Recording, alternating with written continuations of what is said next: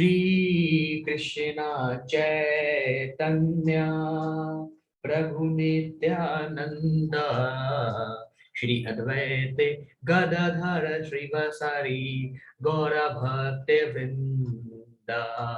श्री कृष्ण चैतन्य प्रभु नित्यानंद श्री अद्वैत गदाधर श्रीवासारि गौर भक्त वृंदा। हरे कृष्ण कृष्ण कृष्ण हरे हरे, हरे राम राम राम हरे हरे। हरे कृष्ण कृष्ण कृष्ण हरे हरे, हरे राम राम राम हरे हरे। हरे कृष्ण कृष्ण कृष्ण हरे हरे, हरे राम राम राम हरे हरे।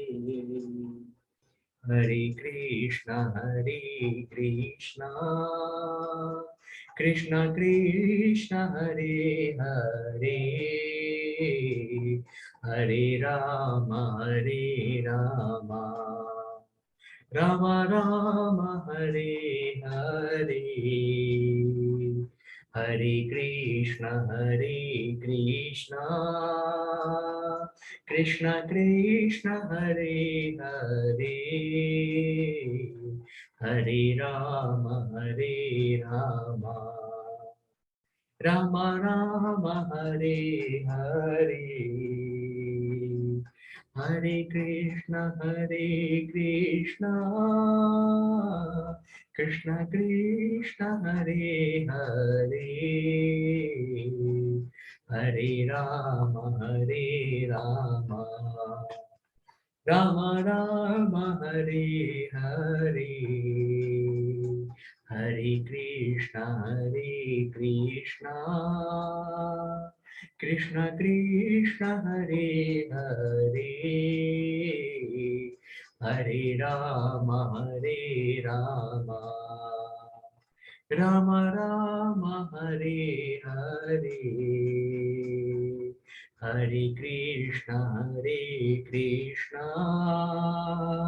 कृष्ण कृष्ण हरे हरे, हरे राम राम राम हरे हरे। हरे कृष्ण कृष्ण कृष्ण हरे हरे, हरे राम राम राम हरे हरे। हरे कृष्ण कृष्ण कृष्ण हरे हरे, हरे राम राम राम हरे हरे। हरे कृष्ण कृष्ण कृष्ण हरे हरे, हरे राम राम राम हरे हरे। हरे कृष्ण कृष्ण कृष्ण हरे हरे, हरे राम राम राम हरे हरे। हरे कृष्ण कृष्ण कृष्ण हरे हरे, हरे राम राम राम हरे हरे हरे कृष्ण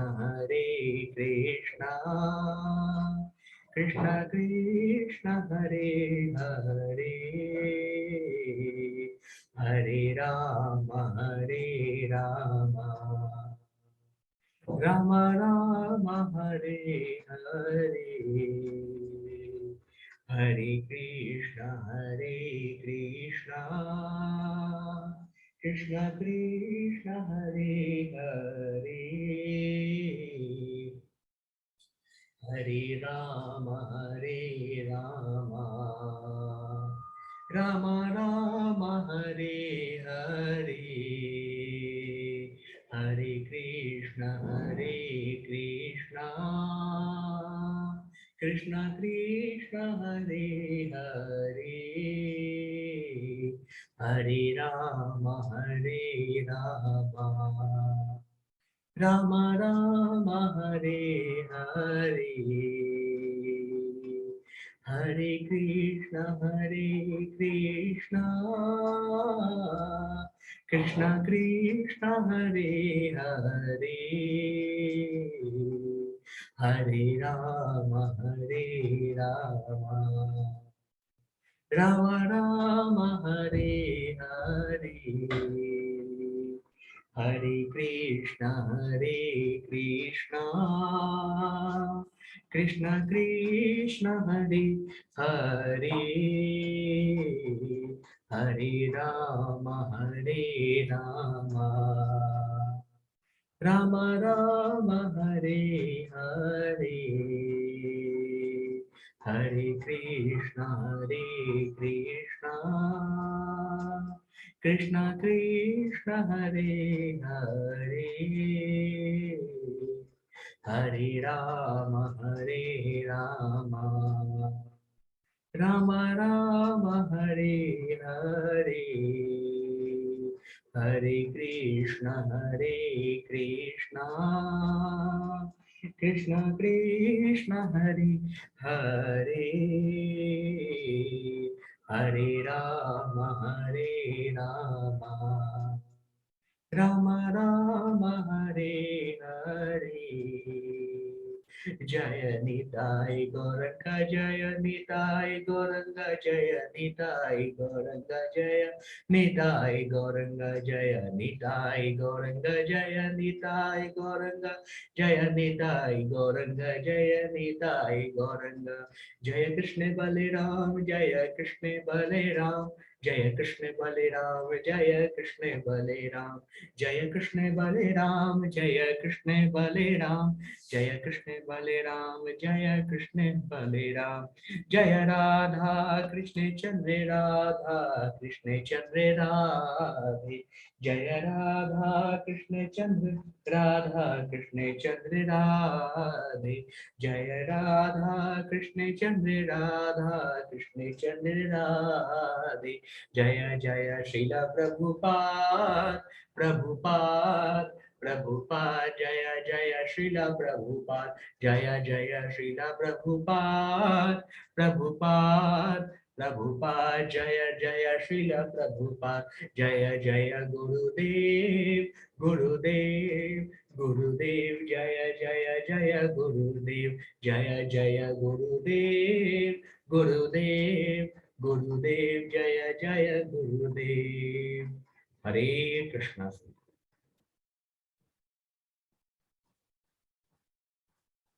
तो आज जो है चैप्टर नंबर 17 हम करने वाले हैं और बहुत बेहतरीन चैप्टर है भगवद गीता का। तो सभी लोग अच्छे से इसको सुनिएगा, श्रवण करिएगा। मैं स्क्रीन शेयर कर रहा हूँ, सभी लोग इसको अच्छे से श्रवण करिएगा।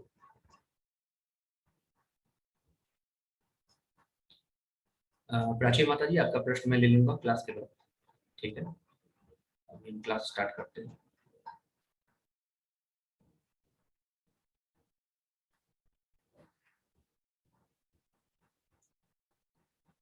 जी, सभी को स्क्रीन विजिबल है अभी? एक बार आप कमेंट कर दें चैट बॉक्स में, सभी को स्क्रीन विजिबल है?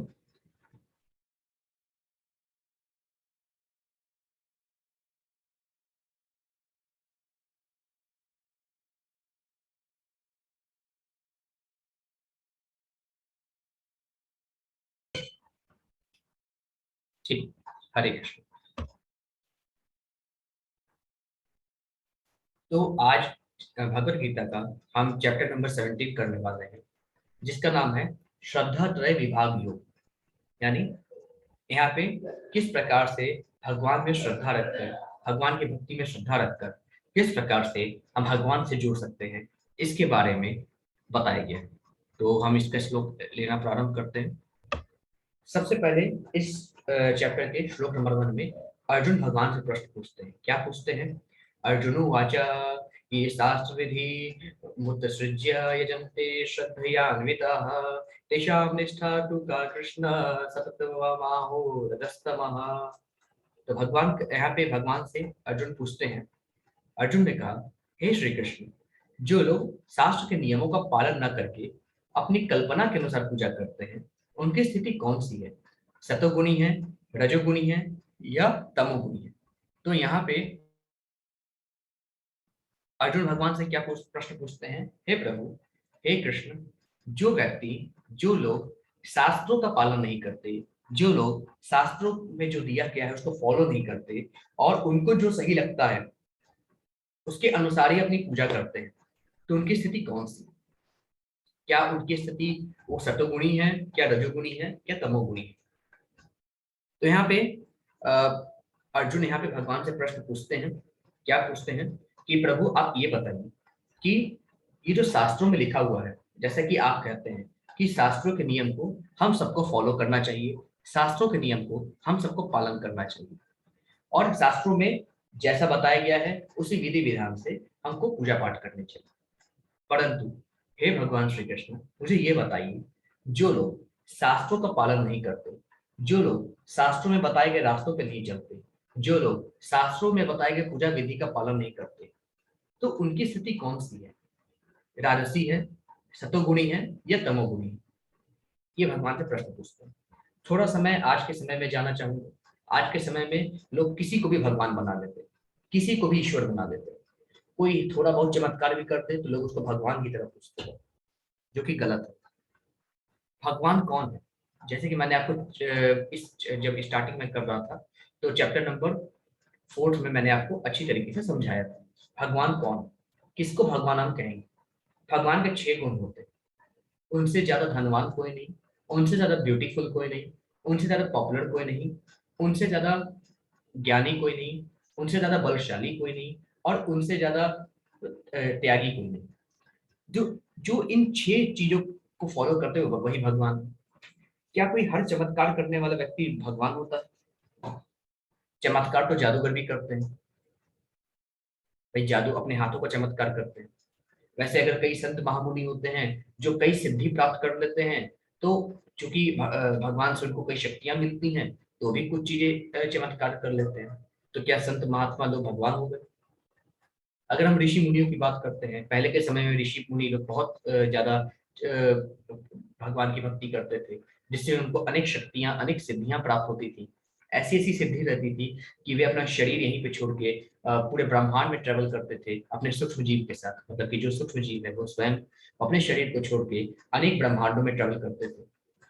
तो ये तो आम मनुष्य के लिए चमत्कार सा ही है। तो क्या जो ऋषि मुनि वो भगवान हो गए? बिल्कुल नहीं। भगवान हर किसी को नहीं बनाते। कोई भी बाबा आता है, कुछ भी कर देता है, हम भगवान बना देते हैं। थोड़ा सा चमत्कार कर देता है, हमको आशीर्वाद दे देता है, हमको आशीर्वाद फलित हो जाता है, हम उसको भगवान बना देते हैं। पहले भी ऋषि मुनि थे, वो ऐसा यज्ञ करवाते थे, पुत्र कामेष्टि यज्ञ करवाते थे कि पुत्र पैदा हो जाता था। तो क्या वो भगवान है क्या? कई ऐसे ऋषि थे जिसे अगर मरते हुए कुछ जिंदा करते थे। कई ऐसे ऋषि मुनि थे, कई ऐसे सिद्ध पुरुष थे। क्योंकि मरने का भी एक समय होता है, ठीक है। अगर नेचुरल तरीके से मौत ना आई हो, अगर किसी और तरीके से अगर इंसान की मौत हो रही है, तो ऐसे ऋषि मुनि जो सिद्ध पुरुष होते थे, तो वे लोग आदमी को जिंदा कर देते थे। तो क्या वो भगवान हो गए? भगवान का कॉन्सेप्ट क्या है? क्या कौन है भगवान? यहाँ पे जो अर्जुन का प्रश्न है ये हम सबके लिए है कि हम शास्त्रों में बताए गए विधि विधानों का पालन नहीं करते, हम उल्टा सीधा काम करते हैं। शास्त्रों में, वेदों में बताया गया है कि किन किन अवतारों की हमको पूजा करनी चाहिए। भगवान नारायण के 24 अवतारों की पूजा करनी चाहिए, किसकी करनी चाहिए, किसकी नहीं करनी चाहिए, सब कुछ शास्त्रों में लिखा हुआ है। फिर भी हम ऐसी पूजा करते हैं, शास्त्र विरुद्ध कार्य करते हैं। आप देखेंगे जब भी हम किसी की पूजा कर लेते हैं, है ना, किसी भी बाबा को भगवान बना बैठते हैं, किसी भी आजकल ऐसे ऐसे बाबा है जिनको गुरु मानना है, जिनको भगवान बना कर पूजा करते हैं, तभी तो आधे से ज्यादा बाबा जेल में। तो हम क्यों आखिर इतने अंधे हो गए हैं, सिर्फ ये चाहते हैं कि जो हमारी मनोकामना पूरी कर दे, जो हमारी इच्छा पूरी कर दे, जो हमारे जीवन में खुशी ले आए, वही भगवान। ये हमारा कॉन्सेप्ट है आज का, जो कि सरासर गलत है।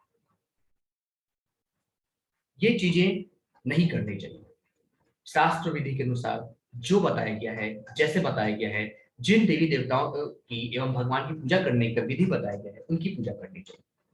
वैसे तो भगवान भगवत गीता में ये भी कहते हैं कि अगर तुम्हें मुक्ति प्राप्त करनी है तो मेरी पूजा करो, देवी देवताओं की पूजा करने की कोई आवश्यकता नहीं। जैसे मैंने आपको पहले चैप्टर्स में बताए थे कि भगवान ने स्वयं कहा है कि जो लोग अल्पज्ञानी होते हैं, जो लोग थोड़े मूर्ख होते हैं, भगवान ने मूर्ख शब्द का प्रयोग भी किया है, जो लोग मूर्ख होते हैं, अल्पज्ञानी होते हैं, वे लोग देवी देवताओं की पूजा करते हैं। जो लोग देवी देवताओं की पूजा करते हैं वे उन देवी देवताओं के लोग हो जाते हैं। जैसे मान लीजिए आप शिव जी की पूजा करती हैं, अगर आप अगर मान लीजिए इंद्र की कोई पूजा करते हैं, कोई वरुण देव की पूजा करते हैं, कोई सूर्य देव की पूजा करते हैं, ब्रह्मा जी की पूजा करते हैं, अलग अलग देवों देवताओं की पूजा करते हैं। तो जो लोग इन तरह की देवी देवताओं की पूजा करते हैं, वे लोग उनके लोक में जाते हैं, वहां कुछ समय तक वास करते हैं और वापस पृथ्वी लोक पर आते हैं। जो लोग पितृलोक की पूजा करते हैं, अपने पूर्वजों की पूजा करते हैं, तो वे पितृलोक में जन्म लेते हैं, उनके साथ कुछ समय तक रहते हैं, वापस धरती लोक पर आते हैं। जो लोग भूत प्रेतों की पूजा करते हैं, वो भूत प्रेतों के लोक में रहते हैं, फिर वापस धरती लोक पर आते हैं, है ना। और जो लोग नास्तिक स्वभाव के हैं, जो लोग किसी की पूजा ही नहीं करते, वे लोग घोर नर्क में गिरते हैं और नर्क का यातनाएं भोगने के बाद वापस पृथ्वी पर आते हैं। मतलब चाहे हम देवी देवता की पूजा करें, चाहे हम अपने पितरों की पूजा करें, चाहे भूतों की पूजा करें, चाहे पूजा ना करें, पृथ्वी पर वापस आना ही है। बस अंतर ये है, जो स्वर्ग को व्यक्ति गया है वो जब वापस आता है तो मनुष्य रूप में जन्म लेता है। बाकी सभी के सभी पितरों को पूजने वाले, भूत प्रेतों को पूजने वाले और भगवान को ना मानने वाले, ऐसे सभी लोग 84 लाख योनियों में ट्रेवल करते हैं, फिर उनको मनुष्य शरीर मिलता है। वही भगवान कहते हैं कि ऐसी यातनाएं, ऐसी चीजें, बार बार तुम स्वर्ग जाओ। यहाँ पे भगवान स्पेशली स्वर्ग की बात कर रहे हैं। बार बार आप स्वर्ग जाइए, फिर आप वापस आइए, फिर स्वर्ग जाइए, फिर पृथ्वी पर वापस आइए। जन्म मरण का चक्कर कब हट रहा है आपको? हटेगा क्या? नहीं हटेगा। अगर जन्म मरण का चक्कर हटाना है, अगर मुक्ति प्राप्त करनी है, मेरी भक्ति करो, मेरी पूजन करो। जिस वक्त मेरी भक्ति करोगे, अपने मन को मेरे चरणों में स्थित कर दोगे और जो भी काम करो मुझे याद करके करो, मुझे स्मरण करके कोई भी काम करो, तो निश्चित रूप से तुम इन सभी उलझनों को पार कर जाओगे। जो 3 गुण है, सतोगुण, रजोगुण, तमोगुण, इनको पार करके गुणातीत हो जाओगे और मेरे स्वभाव को प्राप्त कर लोगे। जो व्यक्ति मुझे जान लेता है मैं ही परमेश्वर हूँ, मैं ही पुरुषोत्तम हूँ, मेरे अलावा कोई भी व्यक्ति मुक्ति प्रदान नहीं कर सकता। जो ये समझ लेता है कि मैं परमेश्वर हूँ, मैं, मेरे जन्म भी दिव्य है, कर्म भी दिव्य है, जन्म जन्म में जन्म कर्म च मे दिव्यम, ये एक श्लोक मैंने आपको बताया था। जिन भगवान के जन्म भी दिव्य हैं, कर्म भी दिव्य हैं, वो जन्म भी लेते हैं तो प्रकट होते हैं, और जब अंतर ध्यान होते हैं, जब उनकी लीला पूरी होती है तो अंतर ध्यान हो जाते हैं। जब भगवान के दिव्य स्वरूप को जानते हैं, जो कि शास्त्रों में विधिवत बताया गया है, हमारे भगवत गीता में बताया गया है, श्रीमद् भागवतम में बताया गया है, सारी चीजें बताई गई हैं। अब इनका जो पालन करते हैं वे तो सही है। अर्जुन यहीं पे प्रश्न पूछते हैं, प्रभु इनका जो पालन नहीं करते उनकी स्थिति कौन सी है? क्या वो सतोगुणी है, रजोगुणी है, तमोगुणी है? ये प्रश्न भगवान से अर्जुन कहते हैं। ठीक है। फिर भगवान कहते हैं, श्री भगवान वाच त्रिविधा भवती श्रद्धा देहिनां सा स्वभावजः सात्विकी राजसी चैव तामसी चेति तां शृणु। अब भगवान कृष्ण यहाँ पे क्या कहते हैं? हे अर्जुन, देहधारी जीव द्वारा अर्जित गुणों के अनुसार उनकी श्रद्धा 3 प्रकार की होती है। तो भगवान कहते हैं कि जिस प्रकार से, जैसे मैंने आपको पहले बताया था कि जो 3 गुणों के अनुसार मनुष्य का स्वभाव बनता है, अगर वो मनुष्य में तीनों गुण विद्यमान रहते हैं, सतोगुण भी रहता है, रजोगुण भी रहता है, तमोगुण भी रहता है। अगर किसी व्यक्ति में सतोगुण विराजमान है, किसी व्यक्ति में अगर सतोगुण विराजमान है, तो वह व्यक्ति भगवान की पूजा पाठ करेगा, दूसरों को मदद करने वाला होगा, उसके अंदर करुणा होगी, लेकिन उसके अंदर थोड़ा सा भक्ति का अहंकार भी होगा, उसके अंदर मदद करने का थोड़ा अभिमान भी होगा, जो कि सतोगुण का एक आप कह सकते हैं बैड पॉइंट है, डिसएडवांटेज। रजोगुणी लोग गुस्सा वाले होंगे, और जितना भी तेल मसाला वाला बाहर का चीज, ये सारी चीजें खाने वाले होंगे, भगवान को भोग अर्पण करके खाने वाले नहीं होंगे, सोते होंगे वो सब 9 बजे से 11 बजे रात के बीच, उठते हैं ये सब आपके 5 बजे से लेकर 8 बजे के बीच, है ना। जो रजोगुणी लोग होते हैं उनमें गुस्सा ज्यादा होता है, उनमें कोई चीज करने की आकांक्षा ज्यादा होती है, हमेशा पैसे के पीछे भागते रहते हैं, ऐसे लोग रजोगुणी होते हैं। और तमोगुणी का जो गुण है, ऑब्वियस सी बात है, जैसे हम सब जानते हैं, जो मांस भक्षण करते हैं, जो शराब का सेवन करते हैं, जुआ खेलते हैं, और अनेक बुरी आदतें हैं, जो क्राइम करते हैं, इसके अलावा जो महान आलसी होते हैं, वे सब तमोगुणी में आते हैं। तो जैसे मैंने आपको बताया था, सतोगुणी, तमोगुणी, रजोगुणी, ये सब गुणों के कारण इंसान का स्वभाव बनता है। 3 गुण हर मनुष्य में विद्यमान होते हैं। जो भी गुण उस समय प्रधान होता है वह व्यवहार इंसान का बन जाता है। अगर इंसान में सतोगुणी ज्यादा है, रजोगुणी तमोगुणी कम है, तो उस समय इंसान एक भक्त के रूप में आपको दिखेगा। रजोगुणी ज्यादा है, उस समय इंसान थोड़ा गुस्से में रहेगा, थोड़ा लालसा रखेगा, इच्छा रखेगा, हमेशा लालच का प्रदर्शन करेगा। और कोई अगर तमोगुणी है, मांस भक्षण करेगा, शराब पिएगा, जुआ खेलेगा, उसके अलावा आलसी बना रहेगा। तो जब हमारे अंदर ये 3 गुण समय समय पे घटते बढ़ते जाते हैं, इसलिए भगवान ने कहा है कि हमारा कर्तव्य है इन सभी गुणों में सत्वगुण को सदा अपने अंदर बढ़ाए रखना। क्योंकि जब तक प्रभु की कृपा नहीं होती, जब तक कि सत्वगुण से भी ऊपर हम नहीं उतर जाते, तब तक कम से कम हमें सत्वगुण तक आ जाना चाहिए, जो कि भगवान कृष्ण यहाँ पे कह रहे हैं। भगवान ने कहा, देहधारी जीव द्वारा अर्जित गुणों के अनुसार। अब भगवान यहाँ पे कहते हैं, लोगों की श्रद्धा, जो व्यक्तियों की श्रद्धा है, वह भी 3 प्रकार की होती है। जो भी व्यक्तियों की श्रद्धा है, वो किसकी पूजा करते हैं, वो 3 प्रकार की होती है, और डिपेंड करता है उनके अंदर गुण कौन सा विद्यमान है। अगर सतोगुण विद्यमान है तो अलग श्रद्धा होगी, रजोगुण विद्यमान है तो मनुष्य की अलग श्रद्धा होगी, और तमोगुण विद्यमान जिस पर रहता है उनकी अलग श्रद्धा होती है। अब भगवान कहते हैं, हे अर्जुन, अब इसके विषय में मुझसे सुनो। फिर भगवान कहते हैं श्लोक नंबर 3 में, हे भरत पुत्र, विभिन्न गुणों के अंतर्गत अपने अपने अस्तित्व के अनुसार मनुष्य एक विशेष प्रकार की श्रद्धा विकसित करता है। भगवान कहते हैं, हे अर्जुन, डिफरेंट गुणों के अनुसार, जैसे अगर किसी में सतोगुण है, रजोगुण है या तमोगुण है, तीनों में अलग गुण है, तो तीनों की श्रद्धा अलग अलग प्रकार की होती है। कैसी होती है? अपने द्वारा अर्जित गुणों के अनुसार ही जीव की विशेष श्रद्धा से युक्त रहता है। भगवान कहते हैं, हे अर्जुन, अलग अलग मनुष्यों की अलग अलग गुण गुण होते हैं, अलग अलग स्वभाव होता है, उसके हिसाब से उनकी अलग अलग श्रद्धाएं होती हैं। फिर आगे प्रभु कहते हैं श्लोक नंबर 4 में, यजन्ते सात्विका देवान्य शामसी राजसः प्रेतान भूत गणाम गणाम सचान्य यजन्ते तामसः जनाः। तो भगवान कृष्ण कहते हैं, हे अर्जुन, सतोगुणी व्यक्ति देवताओं को पूजते हैं, रजोगुणी व्यक्ति यक्षों और राक्षसों की पूजा करते हैं, और तमोगुणी व्यक्ति भूत प्रेतों को पूजते हैं। भगवान कहते हैं, अर्जुन, जो व्यक्ति सतोगुणी रहता है वो देवी देवताओं की पूजा किया करता है, जो रजोगुण में रहता है वो यक्षों की और राक्षसों की पूजा किया करता है, और जो तमोगुणी में रहता है वो व्यक्ति भूत प्रेतों की पूजा किया करता है। फिर आगे भगवान कहते हैं श्लोक नंबर 5 और 6 में, जो लोग दम्भ तथा अहंकार से अभिभूत होकर शास्त्र विरुद्ध कठोर तपस्या या व्रत करते हैं। अब भगवान कृष्ण कहते हैं, अर्जुन, अब जो तुमने प्रश्न पूछा, अब उसका उत्तर सुनो। जो लोग शास्त्र विरुद्ध कर्म करते हैं, जो लोग शास्त्र विरुद्ध अपने अहंकार, अपने अभिमान में आकर शास्त्र में जो नहीं लिखा है वो चीजें करते हैं, कठोर तपस्या करते हैं। जैसे आप देख सकते हैं, शास्त्र में नहीं लिखा है कि अपने मुंह को अंदर करके एक तरह का योग करना, ये चीजें गलत है। ये अपने शरीर को एवं शरीर के भीतर परमात्मा को कष्ट देना है। ये चीजें जो करता है वो शास्त्र विरुद्ध कर्म है। आप देख सकते हैं, रावण जाके कैलाश पर्वत उठाना, क्या शास्त्रों में लिखा है क्या भगवान को प्रसन्न करने के लिए कैलाश पर्वत उठाना? लेकिन रावण को इतना अहंकार आ गया था कि मुझसे ज्यादा बलशाली कोई नहीं है, तो उसने जाके कैलाश पर्वत को उठा लिया था।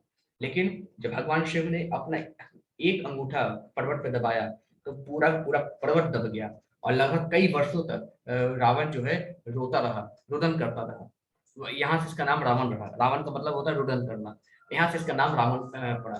तो चूंकि रावण अपने आप को बलशाली समझता था, भगवान शिव ने इनके अहंकार का नाश किया था। तीसरा आप देख सकते हैं, ये हिरण्यकश्यपु है, जो कि कई वर्षों तक तपस्या किया बिना कुछ खाए बिना पिए, सिर्फ इसलिए कि उसको अमृत का वरदान मिल गया, क्योंकि ब्रह्मा जी तो ये दे नहीं सकते थे, उनके हाथ में नहीं था। फिर हिरण्यकश्यपु ने वर मांगा कि मुझे ना ऊपर मौत मिले, ना नीचे मिले, ना धरती पे मिले, ना आकाश पे मिले, ना मैं घर के अंदर मरूं, ना घर के बाहर मरूं, ना अस्त्र से मरूं, ना शस्त्र से मरूं, ना किसी देवी देवताओं से मरूं, ना किसी मनुष्य से मरूं, ना पशु पक्षी से मरूं। तो इस तरह का वरदान मांगा था हिरण्यकश्यपु ने।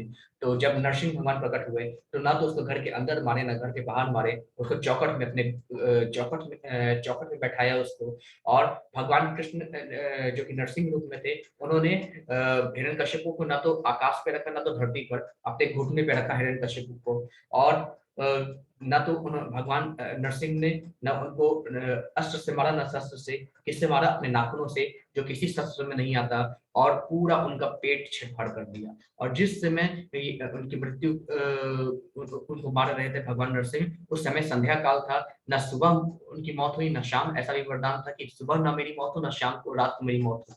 तो शाम को उसका वध किया गया। तो इस प्रकार से हम देख सकते हैं कि अगर कोई शास्त्र विरुद्ध कर्म करता है, तो उसके अनुसार भगवान उसको सजा भी देते हैं। और तो इस प्रकार का योग है, इस प्रकार का चीज जो कि शास्त्रों में नहीं लिखा है, वो चीजें हमें नहीं करनी चाहिए।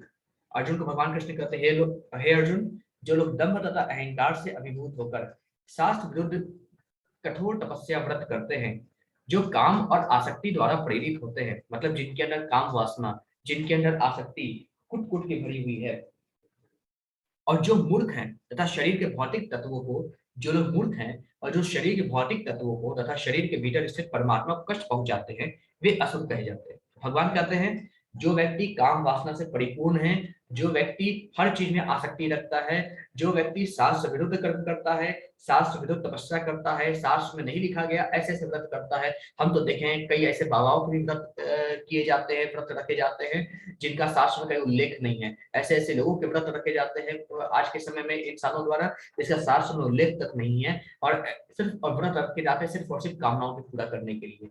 वो चीजें हैं, सही है कि नहीं है, जिसका शास्त्रों में उल्लेख है कि नहीं है, कोई नहीं जान रहा। सिर्फ और सिर्फ अब दिखाने के लिए हम सबसे बड़े भक्त हैं, हम सबसे बड़े ये हैं, हम सबसे बड़े वो हैं।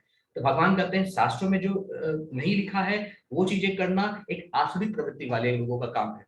जो आसुरिक प्रवृत्ति वाले होते हैं, वे काम वासना और आसक्ति से प्रेरित होते हैं, और ऐसे लोग के अंदर दम और अहंकार कूट कूट के भरा होता है। और ऐसे लोग शास्त्र विरुद्ध कर्म करने से, तपस्या करने से, पूजा पाठ करने से, व्रत करने से कभी नहीं दिखते, कभी नहीं पीछे हटते। तो ऐसे लोग को भगवान कहते हैं कि ऐसे लोग आसुरिक स्वभाव के लोग होते हैं। फिर आगे श्लोक नंबर 8 से 10 में बोलते हैं, प्रभु, जो भोजन, अब भोजन के बारे में बता रहे हैं कि भोजन भी गुण के हिसाब से लोगों को प्रिय होता है। सात्विक पुरुष को क्या भोजन प्रिय होता है, तामसिक पुरुष को और राजसिक पुरुष को कैसा भोजन प्रिय होता है, जरा हम देखते हैं। भगवान कहते हैं, जो भोजन सात्विक व्यक्तियों को प्रिय होता है, वह आयु बढ़ाने वाला, जीवन को शुद्ध करने वाला तथा बल, स्वास्थ्य, सुख तथा तृप्ति प्रदान करने वाला होता है। ऐसा भोजन रसमय, स्निग्ध, स्वास्थ्यप्रद तथा हृदय को भाने वाला होता है। तो भगवान कृष्ण कहते हैं, हे अर्जुन, जो भोजन सात्विक होता है, जो सात्विक भोजन होता है, सबसे पहले तो भगवान के चरणों में चढ़ाया जाता है। ऐसा भोजन हमारे आयु को बढ़ाने वाला होता है। ऐसा भोजन हमारे जीवन को प्योर यानी शुद्ध करने वाला होता है। हमें बल, स्वास्थ्य प्रदान करने वाला होता है, हमें सुख प्रदान करने वाला होता है, तृप्ति प्रदान करने वाला होता है। तो भगवान बोलते हैं कि ऐसा भोजन हमें शक्ति प्रदान करता है, हमारे स्वास्थ्य के लिए लाभप्रद होता है। ऐसा भोजन रसमय, स्निग्ध, स्वास्थ्य तथा हृदय को भाने वाला होता है। फिर आगे प्रभु कहते हैं कि अब राजसिक पुरुष के कैसे भोजन होते हैं उसको सुनो। जो तीखे, खट्टे, नमकीन, गरम, चटपटे, जलन उत्पन्न करने वाले भोजन रजोगुणी व्यक्तियों को प्रिय होते हैं। ऐसे भोजन दुख, शोक तथा रोग उत्पन्न करने वाले होते हैं। तो हम सभी को कई बार ऐसे भोजन होते हैं ना कि बहुत खट्टा, जैसे पानी पूरी, बहुत खट्टा चीज हमें अच्छा लगता है, नमकीन अच्छा लगता है, गरम चटपटा चीज अच्छा लगता है, जलन उत्पन्न करने वाला जो ऐसा खाना जो मुंह में डालते ही एकदम हमारा जवान लहर जाए, लेकिन उसी पे हमको आनंद आता है। अत्यधिक एकदम कभी कभी बासी चीज भी हमको खाने का मन करता है, ठीक है। तो ऐसे भोजन हमें रोगी बनाते हैं। ऐसे भोजन, फास्ट फूड कहा जाता है कि नहीं खाना चाहिए क्योंकि रोगी बनाता है। तले हुए भोजन को ज्यादा नहीं खाना चाहिए, तीखे भोजन को नहीं खाना चाहिए। ये सारी चीजें हमारे अंदर रोग पैदा करती हैं। भगवान कहते हैं ऐसे भोजन रोग पैदा करते हैं, दुख पैदा करते हैं और शोक का कारण बनते हैं, जो कि राजसिक पुरुष को प्रिय होते हैं। और जो तामसिक पुरुष होते हैं, याद रखिएगा, खाने से 3 घंटे पूर्व पकाया गया स्वादहीन, वियोजित एवं सड़ा, झूठा तथा अस्पृश्य वस्तुओं से युक्त भोजन उन लोगों को प्रिय होता है जो तामसिक होते हैं। तो भगवान कृष्ण कहते हैं, हे अर्जुन, जो 3 घंटे से पूर्व पकाया गया भोजन है, याद रखेगा, हम कभी कभी भी हम सबको 3 घंटे पहले पकाया हुआ भोजन ग्रहण नहीं करना चाहिए। जब भी 3 घंटे पूर्व पकाया गया स्वादहीन भोजन भोजन नहीं करना चाहिए। ऐसा भोजन नहीं करना चाहिए जो टेस्टलेस हो, स्वादहीन हो, जो सड़ा हुआ हो। कभी कभी क्या होता है, 1-2 दिन पुराना भोजन भी हम सब कर लेते हैं जो कि सड़ा होता है, नहीं खाना चाहिए, है ना। सड़े में आपका बहुत सारी चीजें आती हैं। झूठा भोजन हमको नहीं करना चाहिए, है ना। और झूठा भोजन कभी हमको ग्रहण नहीं करना चाहिए। तो भगवान कहते हैं ऐसे भोजन जो लोग करते हैं, जो लोग ग्रहण करते हैं, ऐसे लोग तामसिक व्यक्ति होते हैं। तो अब व्यक्तियों के आधार पे कौन किस गुण का है, उसके आधार पे यहाँ पे बताया गया कि किसको किसका भोजन पसंद है। तो सात्विक पुरुष को ऐसे भोजन पसंद होते हैं जो स्वास्थ्य को लाभ देने वाले होते हैं, जो जीवन को शुद्ध करने वाले होते हैं, आयु बढ़ाने वाले होते हैं, बल प्रदान करने वाले होते हैं।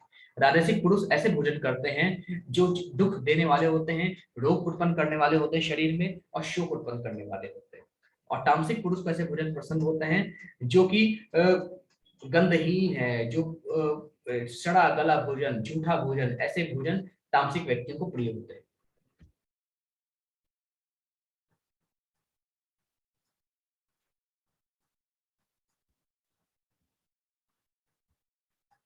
फिर आगे भगवान कहते हैं श्लोक नंबर 11 में, यज्ञों में वही यज्ञ सात्विक होता है जो शास्त्र के निर्देशानुसार कर्तव्य समझकर उन लोगों के द्वारा किया जाता है जो फल की इच्छा नहीं करते। अब कई बार क्या होता है, हम देखते हैं कई साधु सन्यासी लोग यज्ञ करते हैं, ठीक है। तो वो यज्ञ करते हैं तो वो संसार के कल्याण के लिए यज्ञ करते हैं। कई बार देखते हैं हम सभी लोग कई बार यज्ञ करने लगते हैं, कोई किसी को कोई कामना है, किसी को कुछ कामना है, किसी को कोई इच्छा है, सिर्फ दिखाने के लिए हाँ हम भी यज्ञ करते हैं, हम भी हवन करते हैं, तो अपने घर में यज्ञ करते हैं। तो ये गलत है। भगवान कहते हैं यज्ञ भी 3 प्रकार के होते हैं, सात्विक, राजसिक, तामसिक। जो यज्ञ जो व्यक्ति यज्ञ करता है, अगर उसके अंदर किसी भी चीज की इच्छा होती है कि हम इस इच्छा की पूर्ति के लिए ये यज्ञ कर रहे हैं, तो अगर वो इच्छा है मन में, तो वो यज्ञ सात्विक कभी नहीं होगा। वही यज्ञ सात्विक है जो व्यक्ति अपना कर्तव्य समझकर कि हाँ मुझे यज्ञ करना चाहिए, इस यज्ञ से मेरे प्रभु प्रसन्न होंगे, इस यज्ञ से संसार का कल्याण जुड़ा है, इस यज्ञ को हमें अपना कर्तव्य समझकर करना चाहिए। इसका फल जो भी हो उस चीज को हम देखेंगे, भगवान जो भी इसका फल दे उस चीज को हम स्वीकार करेंगे। जो इस चीज को मान के कर्म करता है, यज्ञ करता है, ये सोचता है कि मैं जो भी यज्ञ करूंगा उसके फल की चिंता नहीं करूंगा, निष्काम यज्ञ करूंगा, तो ऐसे यज्ञ हमेशा सफल होते हैं और ऐसे यज्ञ सात्विक यज्ञ कहे जाते हैं। ठीक है। और आज के समय में तो यज्ञ हो नहीं सकता। आज के समय में एक ही यज्ञ है, हरे कृष्ण महामंत्र का जाप, हरे कृष्णा कृष्ण कृष्ण हरे हरे, हरे राम राम राम हरे हरे। फिर आगे भगवान कहते हैं, लेकिन हे भरतश्रेष्ठ, जो यज्ञ किसी भौतिक लाभ के लिए गर्ववश किया जाता है उसे तुम राजसिक जानो। अब अगर हम अहंकार के अभाव में, अहंकार के प्रभाव में, धन के प्रभाव में, हमारे हमारे पास बहुत पैसा है, हम यज्ञ करेंगे, उसके हमें इससे ये मिलेगा, हमें यज्ञ से ये मिलेगा, हमें यज्ञ से वो मिलेगा, जो इच्छा के साथ साथ, गर्व के साथ, अभिमान के साथ, अहंकार के साथ कोई व्यक्ति अगर यज्ञ करता है, तो भगवान कहते हैं ऐसा यज्ञ राजसिक है। फिर उसके बाद भगवान कहते हैं, जो यज्ञ शास्त्र के निर्देशों की अवहेलना करके, प्रसाद वितरण किए बिना, वैदिक मंत्रों का उच्चारण किए बिना, पुरोहितों की दक्षिणा दिए बिना तथा श्रद्धा के बिना संपन्न किया जाता है, वह तामसिक माना जाता है। तो भगवान कहते हैं, हे अर्जुन, जो यज्ञ शास्त्रों के निर्देश, जो शास्त्र में बताए गए हैं कि किस नियम और कानून से यज्ञ करना है, उसको पालन नहीं करते। प्रसाद वितरण बिना, जो यज्ञ में प्रसाद होता है उसको भी वितरण किया जाता है, वो नहीं करते। वैदिक मंत्रों का उच्चारण किए बिना युद्ध करते हैं, बिना पुरोहितों को दक्षिणा दिए यज्ञ करते हैं, और बिना श्रद्धा के, श्रद्धा है नहीं बस खाली दिखाने के लिए भी कर रहे हैं, बिना श्रद्धा के यज्ञ करते हैं, तो ऐसा यज्ञ तामसिक यज्ञ माना जाता है। इसी प्रकार से अगर हम इसको अपने जीवन से रिलेट करें, तो आज के समय में जो व्यक्ति शास्त्रों की अवहेलना करके हर किसी को भगवान बना लेता है, जो व्यक्ति सिर्फ और सिर्फ अपनी इच्छा पूर्ति के लिए मंदिर जाता है कि हमारे ये पूरा हो जाए, हमारा वो लग जाए, हमारे ये हो जाए, हमारा ये हो जाए, तो भगवान मैं ये करूंगा करूंगी, तो इसलिए ही हम जाते हैं। अपने उद्धार के लिए कभी मंदिर हम जाते नहीं हैं, अपने लिए कभी नहीं जाते, अपने कल्याण के लिए नहीं जाते, सिर्फ और सिर्फ अपनी भौतिक इच्छाओं के लिए जाते हैं। और हमें अहंकार होता है कि हम बहुत बड़े भक्त है, भगवान के बहुत बड़े भक्त है। तो इस तरह की चीजें, शास्त्रों का पालन नहीं करना, शास्त्रों में बताए गए विधि विधान का पालन नहीं करना, प्रॉपर तरीके से पूजा पाठ नहीं करना, ये सारी चीजें, और श्रद्धा की कमी है। हम मंदिर तो जाते हैं, लेकिन हमें भगवान के नाम पे श्रद्धा नहीं है, भगवान के नाम पे विश्वास नहीं है। कि अब देखेंगे कई लोग ऐसे होते हैं जो कुछ समय तक किसी देवी देवता की पूजा करेंगे, फिर कुछ समय बाद किसी और देवी देवता की पूजा करेंगे। मतलब कि इच्छा पूरी हुई, इच्छा नहीं पूरी हुई तो यहाँ पे देवी देवता बदल देते हैं। आप देख रहे हैं ना किस प्रकार से हमारी श्रद्धा है, हमें भगवान पे विश्वास ही नहीं है। हम तो ये भी नहीं जानते देवी देवता कौन है, भगवान कौन है। हम सभी को भगवान मानते हैं। देवी देवता वो हैं, कृष्ण के अलावा सभी लोग देवी देवता हैं। सबसे पहले कृष्ण ही भगवान है, एकमात्र भगवान है, क्योंकि उन्होंने स्वयं घोषणा किया है मैं परमेश्वर हूँ भगवत गीता में। और बाकी सब देवी देवता हैं। देवी देवता की पूजन करने वाले कभी भी गोलोक धाम को नहीं जा सकते, कभी भी मुक्ति नहीं मिल सकती। उनको सिर्फ मुक्ति भगवान कृष्ण को जानने से, भगवान कृष्ण के नाम जानने से, भगवान कृष्ण का भजन करने से ही मिलेगी, जो कि भगवान कृष्ण ने स्वयं भगवत गीता में कहा है। भगवान यही कहते हैं शास्त्र विधि का पालन कीजिए, मेरे द्वारा बताए गए नियमों का पालन कीजिए, श्रद्धा मेरे नाम पे, मेरे पे श्रद्धा रखिए, विश्वास रखिए, दृढ़ विश्वास रखिए कि मैं आपको तारूंगा। अपने द्वारा, गुरु द्वारा दिए गए मंत्र पे विश्वास रखिए, ये गुरु मंत्र हमें भगवान तक लेके जाएगा। जिस समय पक्का विश्वास हो जाएगा, अवश्य भगवान मिलेंगे, भगवान मिलने में कभी देर नहीं होगी। फिर आगे भगवान कहते हैं श्लोक नंबर 14 में, देवद्विजय गुरु प्राज्ञ पूजनम शौचमार्जवम ब्रह्मचर्य अहिंसा च शरीरम उप तप उच्यते। अब भगवान कृष्ण यहाँ पे कहते हैं परमेश्वर, यहाँ पे आप देखिए किन किन को नमस्कार करना चाहिए। परमेश्वर को, ब्राह्मणों को, गुरु को, माता पिता को, जैसे गुरुजन की पूजा करना, तथा पवित्रता, सरलता, ब्रह्मचर्य और अहिंसा की शारीरिक तपस्या है। भगवान कहते हैं पर भगवान की यानी परमेश्वर की, ब्राह्मणों की, गुरु की और माता पिता जैसे गुरुजनों की पूजा करनी चाहिए। अपने गुरु, अपने माता पिता, ब्राह्मणों और परमेश्वर की पूजा करनी चाहिए, तथा अपने अंदर पवित्रता यानी प्योरिटी रखनी चाहिए। हमें विनम्र होना चाहिए, सरल होना चाहिए, ब्रह्मचर्य व्रत का पालन करना चाहिए। जब तक हम संपूर्ण रूप से शिक्षा ग्रहण नहीं कर लेते, ब्रह्मचर्य व्रत का पालन करना चाहिए। और अहिंसा, ये हमारे शरीर की जो शारीरिक तपस्या है, इसको पालन करना चाहिए, यानी प्योर रहना चाहिए, सरल रहना चाहिए, ब्रह्मचर्य व्रत का पालन करें और हमेशा अहिंसा में रहें। तो ये हमारे शारीरिक तपस्या है। और अपने परमेश्वर, ब्राह्मणों, गुरु, माता पिता जैसे गुरुजनों की पूजा करना तथा ये सारी चीजें करना, ये हमें अवश्य करना चाहिए। और सबको दंडवत प्रदान करना चाहिए, चाहे परमेश्वर हो, ब्राह्मण हो, गुरु हो, माता पिता हो, सभी को दंडवत प्रदान करना चाहिए। फिर आगे भगवान करते हैं श्लोक नंबर 15 में, अनुदवे करम वाक्यम सत्यम प्रिय हितम च यत् स्वाध्याय भयसनम चैव वांगमय तत् उच्यते। भगवान कृष्ण कहते हैं हे और हे अर्जुन, सच्चे भाने वाले, हितकर और तथा अन्य को शुद्ध न करने वाले वाक्य बोलना और वैदिक साहित्य का नियमित पारायण करना, यही वाणी की तपस्या है। अब वाणी की तपस्या क्या है, यानी अभी तो यहाँ पे बताया गया हमारे शरीर की तपस्या क्या है, पवित्रता, सरलता, विनम्रता और और पवित्रता, सरलता, विनम्रता और क्या बताया गया, शारीरिक तपस्या। फिर से देखिए, पवित्रता, सरलता, ब्रह्मचर्य और अहिंसा, ये चार चीज है, ये शारीरिक तपस्या है। और अपने माता पिता, गुरुजनों, परमेश्वर और की पूजा करना है ना, अपने गुरु की पूजा करना, ये भगवान ने बताया है। अब वाणी की तपस्या क्या है, हमें अपने वाणी को, अपने मुख को, अपने जो जहां से हम बोलते हैं, अपने वाणी को कैसे कंट्रोल में रखना चाहिए, इसकी तपस्या क्या है। हमेशा कैसे वचन बोले, अच्छे वचन, सच्चे वचन बोले, ऐसे वचन बोले जिससे दूसरों को अच्छा लगे, दूसरों को कष्ट ना पहुंचे।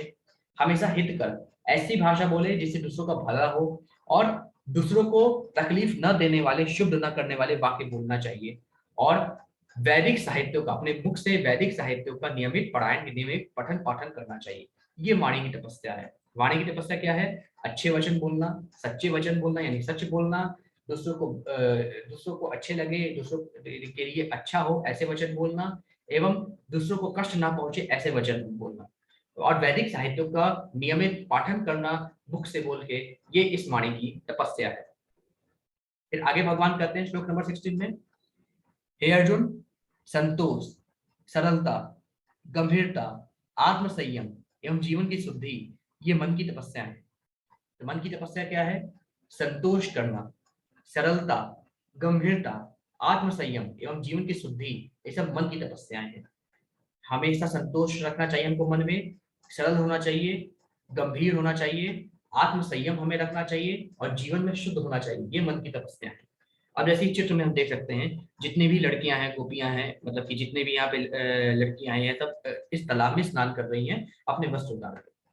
तो ये देख सकते हैं, ये कौन है? ये वेद व्यास मुनि है। ये कौन है? ये वेद व्यास मुनि है। ये तब की, जैसे मैंने आपको बताया था एक अभी इस अध्याय में, कि किस प्रकार से वेद व्यास के पुत्र श्री सुखदेव जी का जन्म हुआ था। जब एक बार और मैं आपको बता देता हूँ कि एक समय की बात है, माता पार्वती को भगवान शिव कथा सुना रहे थे।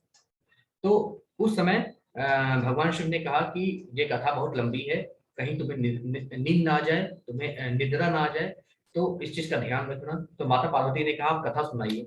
पर जैसे ही प्रभु अपना कथा सुनाने लगे, भगवान कृष्ण की कथा सुनाने लगे, तो अल्पकाल में ही किसको नींद आ गई? माँ पार्वती को।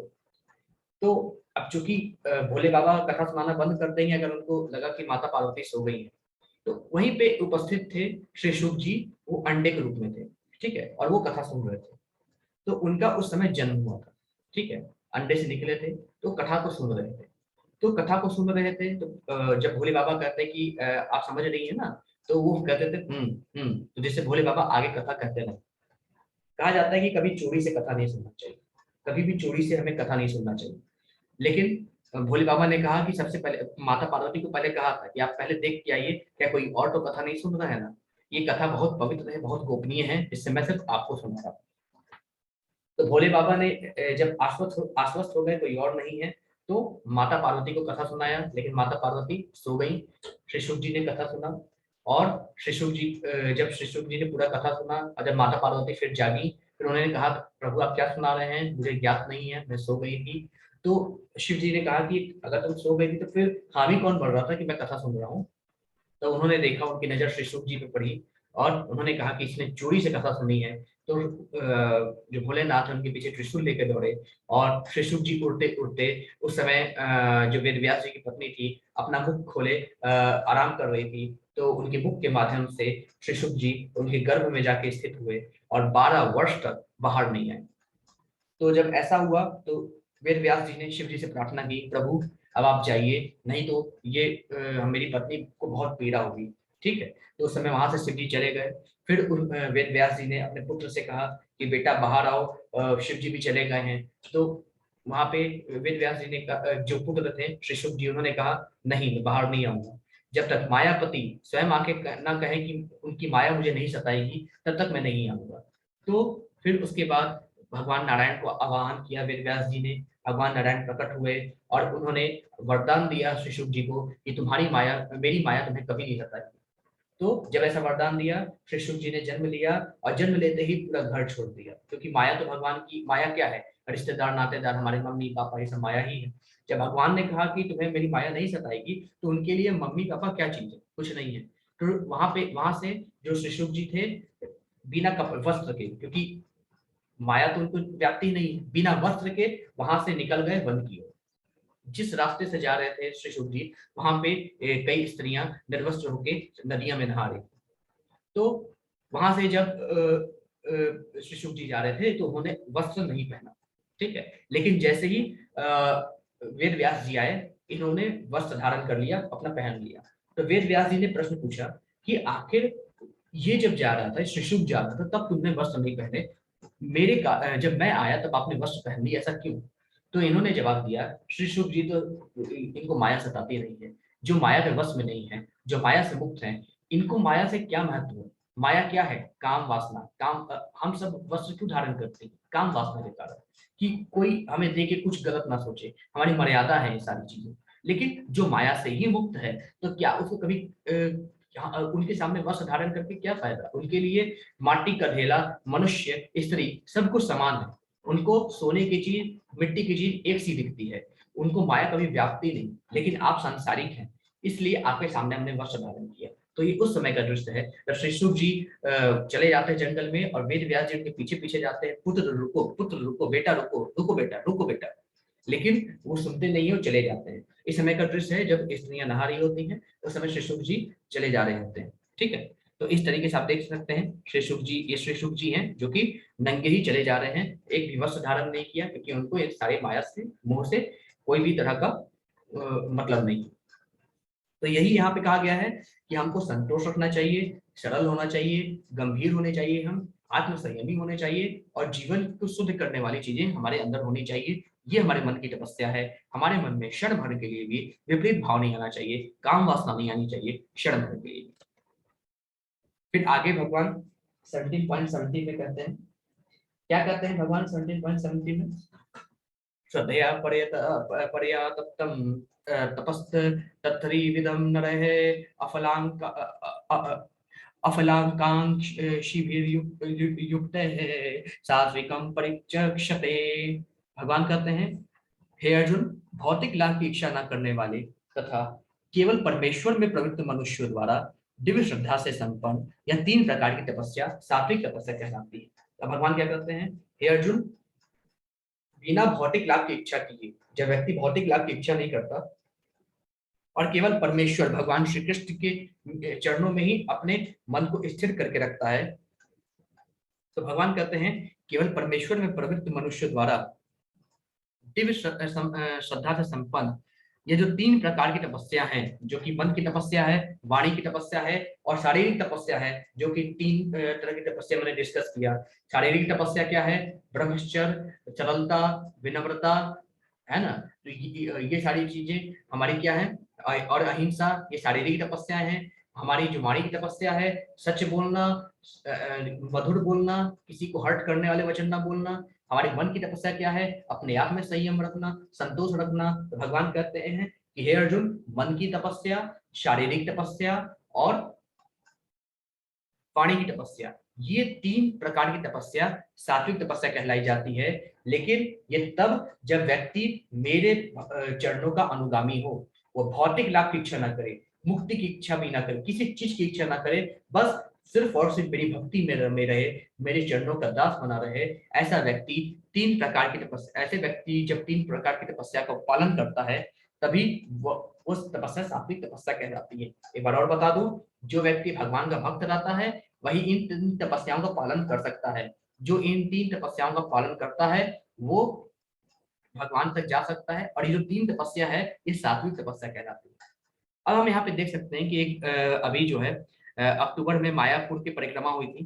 ठीक है, मायापुर में इस्कॉन बेंगलुरु से लोग गए थे। तो वहां पे क्या होता है कि बहुत लंबी नदी है, तो वहां पे मायापुर में लोग बोट पे बैठ के परिक्रमा करते हैं, जहाँ पे चैतन्य महाप्रभु का वहां पे प्रादुर्भाव हुआ था। वहां पे पहले उसका नाम था नवदीप। ठीक है, तो मायापुर में नवदीप नामक स्थान है जहाँ पे परिक्रमा लगती है श्री चैतन्य महाप्रभु की, वहां पे जिसे मायापुर परिक्रमा करते हैं कहते हैं। फिर आगे वृंदावन, अभी हम लोग फरवरी में गए थे वृंदावन। ठीक है, वृंदावन की परिक्रमा हम लोग किए थे, गोवर्धन की परिक्रमा किए थे। तो इस प्रकार से हम सभी भक्त इस्कॉन के इस प्रकार से हम लोगों ने यहाँ पे परिक्रमा की थी। फिर आगे भगवान कहते हैं श्लोक नंबर 18 में, सत्कार्यमान पूजार्थम तपोदम्भेन चैव यत् क्रियते तदिह प्रोक्तम राजसम चलमध्रुवम। तो भगवान कृष्ण यहाँ पे कहते हैं, क्या कहते हैं भगवान कृष्ण? जो तपस्या दम्भ पूर्वक तथा सम्मान, सत्कार एवं पूजा कराने के लिए संपन्न की जाती है, वह राजसी कहलाती है, न तो अस्थायी है न शाश्वत। सात्विक तपस्या भगवान ने क्या बताया? शारीरिक तपस्या, वाणी की तपस्या, मन की तपस्या क्या है? सात्विक तपस्या। राजसिक तपस्या क्या है? जो तपस्या अहंकार के साथ और सम्मान पाने के लिए अपना पूजा कराने के लिए की जाती है कि हम ये तपस्या करेंगे, ये करेंगे, ये करेंगे तो हमारा सम्मान होगा, हमारा सत्कार होगा, हमारा पूजा होगा। तो ऐसी जो भी तपस्या है वो सब राजसिक कही जाती है, या ना कभी स्थायी रहती है, ना परमानेंट रहती है, ना हमेशा रहने वाली होती है। ऐसा भगवान यहाँ पे कहते हैं। फिर आगे प्रभु कहते हैं श्लोक नंबर 19 में, मूढ़ग्राहेणात्मनो यत्प्रिया क्रियते तपः प्रस्योत्सादनार्थं वा तत्ता मस्मुदाहृतम्। तो भगवान कृष्ण कहते हैं श्लोक नंबर 19 में, मूर्खतावश आत्म उत्पीड़न के लिए या अन्यों को विनष्ट करने या हानि पहुंचाने के लिए जो तपस्या की जाती है वह तामसिक तपस्या कहलाती है।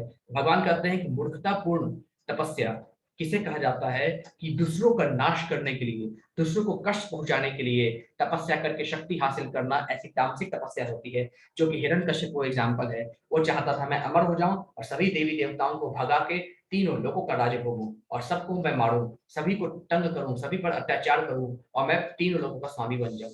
ठीक है, तो मूर्खतावश ऐसी तपस्या की थी ब्रह्मा जी की और उनसे अमरत्व का वरदान मांगने की कोशिश की थी। भगवान कहते हैं ऐसे लोग जो अपने आत्मा का उत्पीड़न करके मूर्खतावश ऐसे तपस्या करते हैं जिससे वे लोगों को कष्ट पहुंचा सके, लोगों को हानि पहुंचा सके, तो ऐसी जो तपस्या है वो तामसिक तपस्या कहलाती है। तो सात्विक तपस्या क्या है? हमारी मन की तपस्या, वाणी की तपस्या, शरीर की तपस्या, शारीरिक तपस्या। राजसिक क्या है? जब भी हम सिर्फ और सिर्फ अपने दंभ और अहंकार के कारण अपनी पूजा कराने के लिए कोई तपस्या करते हैं तो वो राजसिक है। और अगर किसी को कष्ट पहुंचाने के लिए, किसी को दुख पहुंचाने के लिए, किसी को हर्ट करने के लिए अगर हम कोई तपस्या करते हैं तो वह तामसिक तपस्या में आती है। फिर आगे भगवान कहते हैं दात्वयमिति यद्यानं दीयते अनुपकारिणे देशे काले च पात्रे च तद्दानं सात्विकं स्मृतम्। अब ध्यान से देखिए, दान किसको किसको देना चाहिए। हर किसी को दान नहीं देना चाहिए। दान के लिए भी कई नियम है, कौन दान देने योग्य है कौन नहीं। ठीक है, वही भगवान यहाँ पे कहते हैं। दान भी हमें ऐसा नहीं कि समझ के करना चाहिए कि हम दान दे रहे हैं तो इसके बदले भगवान हमको इतना सारा कुछ देंगे। आधे लोग तो इसलिए दान देते हैं कि हम इतना देंगे, हम 10,000 रुपए देंगे, भगवान हमको 1 लाख रुपए देगा। ये दान समझ के करते हैं। लेकिन भगवान क्या करते हैं, दान कैसा होना चाहिए? जो दान कर्तव्य समझकर किसी प्रत्युपकार की आशा के बिना समुचित काल तथा स्थान में और योग्य व्यक्ति को दिया जाता है वह सात्विक माना जाता है। भगवान कहते हैं अर्जुन, जो दान अपना कर्तव्य समझकर कि मेरा कर्तव्य है, भगवान ने मुझे जितना दिया है उसमें से जितना कम से कम में हमारे परिवार का भरण पोषण हो सके वो चीज को इस्तेमाल करें, बाकी सब कुछ लोगों के लिए भगवान के नाम प्रचार प्रसार करने के लिए दान कर दे। तो जो अपना कर्तव्य समझकर दान करता है बिना किसी इच्छा के कि दान करेंगे तो मुझे इतना फल मिलेगा, बिना किसी इच्छा के दान करता है, पार्टिकुलर किसी स्पेसिफिक प्लेस पे दान करता है, हर जगह दान करने योग्य नहीं होता, किसी एक समुचित स्थान पर दान करता है और एक योग्य व्यक्ति को देता है जो इसकी योग्य हो उसको दान देता है, तो ऐसा दान सात्विक माना जाता है, ऐसा भगवान कृष्ण कहते हैं। ठीक है, अब जैसे नंद महाराज की बात करें। ठीक है, तो अगर हम नंद महाराज की बात करते हैं तो ये नंद महाराज जी की बात करें तो नंद महाराज के यहाँ जब पुत्र आए थे भगवान कृष्ण बन के, तो उन्होंने सब कुछ दान कर दिया। कई लाख गैया, कई लाखों गैया नंद बाबा ने दान की थी, है ना, कई लाखों गैया दान की थी। और जो भी गोकुलवासी हैं वो भगवान कृष्ण को देखने आ रहे थे और जो भी नंद बाबा ने जो उनकी इच्छा थी नंद बाबा सब कुछ दे रहे थे, सब कुछ लुटा रहे थे, सिर्फ क्योंकि कृष्ण के आने की खुशी पे। तो अब यहाँ पे हम देख सकते हैं कि किस प्रकार से नंद बाबा सबको जो इनकी इच्छा थी नंद बाबा ने उनकी इच्छा के अनुसार उनको दान दिया। कई गैयों का दान किया था भगवान नंद बाबा ने भगवान कृष्ण के आने पर। तो क्योंकि इन सबको आवश्यकता थी, क्योंकि उस समय गरीबी ज्यादा थी, उस समय ये सारी चीजें आवश्यकता थी। तो नंद बाबा ने योग्य व्यक्तियों को दान दिया। या नंद बाबा ने कभी राजा महाराजाओं को दान नहीं दिया, नंद बाबा ने हमेशा ऐसे व्यक्तियों को दान दिया जो योग्य है। और समुचित काल, ये सही समय है, कृष्ण जन्मोत्सव में भगवान कृष्ण के जन्म पर दान दिया, तो ये सही समय, सही स्थान, योग्य लोगों को यहाँ पे नंद बाबा ने दान किया था। फिर आगे श्लोक नंबर 21 में, यत्तु प्रत्युपकारार्थं फलमुद्दिश्य वा पुनः दीयते च परिकिलस्तं तदानं राजसं स्मृतम्। अब भगवान कृष्ण कहते हैं किंतु जो दान प्रत्युपकार की भावना से या कर्म फल की इच्छा से या अनिच्छा पूर्वक किया जाता है वह रजोगुणी यानी राजस कहलाता है। तो भगवान कृष्ण कहते हैं, हे अर्जुन, जो दान किसी इच्छा से किया जाए कि मैं ये दान करूंगा मुझे ये मिलेगा, मैं ये दान करूंगा मुझे ये मिलेगा, मैं ये दान करूंगा मुझे ये मिलेगा, जो इस इच्छा के साथ दान करता है, या जो भी व्यक्ति दान करने का कर्म करता है उसका इच्छा लेके घूमता है, तो ऐसा दान राजसिक दान कहा जाता है। कई बार देखे होंगे कि लोग दान करने जाते हैं तो सेल्फी ले लेते हैं कि हम दान कर रहे हैं, बहुत बड़े दानी हैं, और सोशल मीडिया पे फैला देते हैं। ऐसा दान राजसिक दान में आता है, क्योंकि यहाँ पे इच्छा है फेमस होने का, यहाँ पे इच्छा है कि हम दान कर रहे हैं, हम बहुत बड़े दानी हैं, अपने आप को बहुत बड़ा कहलाने वाले, इच्छा रखने वाला, इच्छा है ना यहाँ पे। तो ये चीजें क्या हो गई आपकी, राजसिक दान हो गई। अब भगवान आगे कहते हैं कि अदेश काले यद्या नम पात्रे भयश्च दीयते असत्य कृत्यमवज्ञातम तत्तामस मुदारितम। तो भगवान कृष्ण कहते हैं, हे अर्जुन, जो दान किसी अपवित्र स्थान में अनुचित समय में किसी अयोग्य व्यक्ति को या बिना समुचित ध्यान और आदर से दिया जाता है वह तामसिक कहलाता है। भगवान कहते हैं, अगर हम किसी अयोग्य व्यक्ति को अपवित्र स्थान में दान देते हैं या किसी को बिना आदर सत्कार के साथ दान देते हैं, ऐसा दान तामसिक कहलाता है। अब जैसे देखिए, ये आपका पोस्टर लेके बैठा है कि मुझे गांजा खरीदने के लिए दान चाहिए, तो यहाँ पे दान देना क्या सात्विक है कि राजसिक कि तामसिक? ऑब्वियस सी बात है, तामसिक है। बुराई के लिए दान देना तामसिक होता है। और ये भी जान लीजिए, अगर किसी बुरे काम में हम दान देते हैं और वो बुरा काम उससे करता है तो उसका कुछ परसेंटेज पाप हमको भी लगता है। तो इसलिए हमेशा सही काल में सही समय पे सही लोग को दान देना चाहिए। तो इसलिए यहाँ पे कहा जाता है, जो दान किसी अपवित्र स्थान में दिया जाए, अनुचित समय में दिया जाए, किसी अयोग्य व्यक्तियों को दिया जाए, बिना समुचित ध्यान और आदर के दिया जाए, ऐसा ध्यान तामसिक कहा जाता है। ठीक है, तो ये दान देते समय भी हमको ध्यान रखना चाहिए, हम दान दे किसको रहे। फिर आगे भगवान कहते हैं श्लोक नंबर 23 में, सृष्टि के आदि काल से ओम तत्सत, ओम तत्सत, ये तीन शब्द परब्रह्म को सूचित करने के लिए प्रयुक्त किए जाते रहे।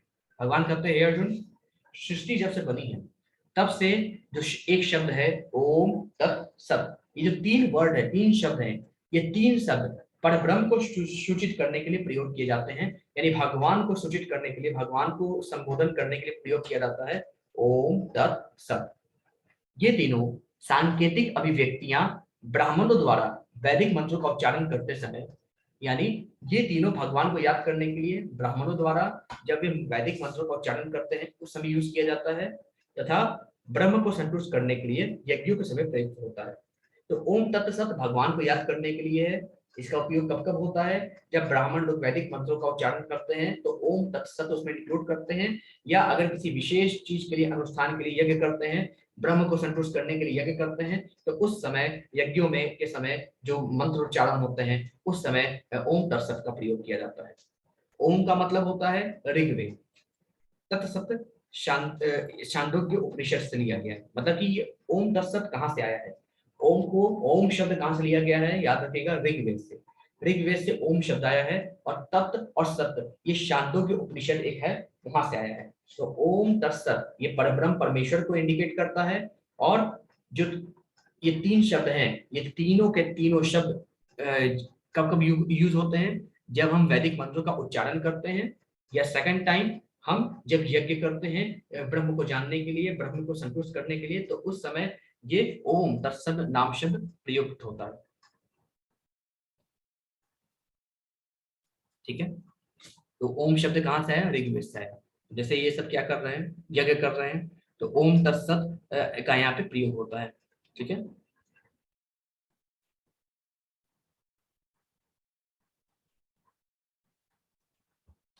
फिर आगे भगवान बोलते हैं 17.24 में, अतएव योगी जन ब्रह्म की प्राप्ति के लिए शास्त्रीय विधि के अनुसार यज्ञ, दान तथा तप की समस्त क्रियाओं का शुभारंभ सदैव ओम से करते हैं। भगवान कहते हैं, हे अर्जुन, तो जो भी योगी जन है जिनको ब्रह्म की प्राप्ति यानी भगवान की प्राप्ति करनी है, तो वे लोग शास्त्र विधि के अनुसार यज्ञ करने के लिए, दान देने के लिए तथा तप करने के लिए, अगर हम कोई यज्ञ करते हैं, दान देते हैं, तप करते हैं, उन सभी कार्यों का शुभारंभ हम बोलते हैं ओम तत्सत, ओम तत्सत, ओम तत्सत।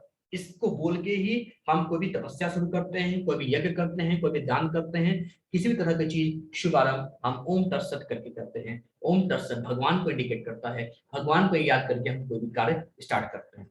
फिर भगवान बोलते हैं ओम मतलब विष्णु से सर्वोच्च लक्ष्य को इंगित करने के लिए वैदिक श्लोक भजनों की शुरुआत में रखा गया है।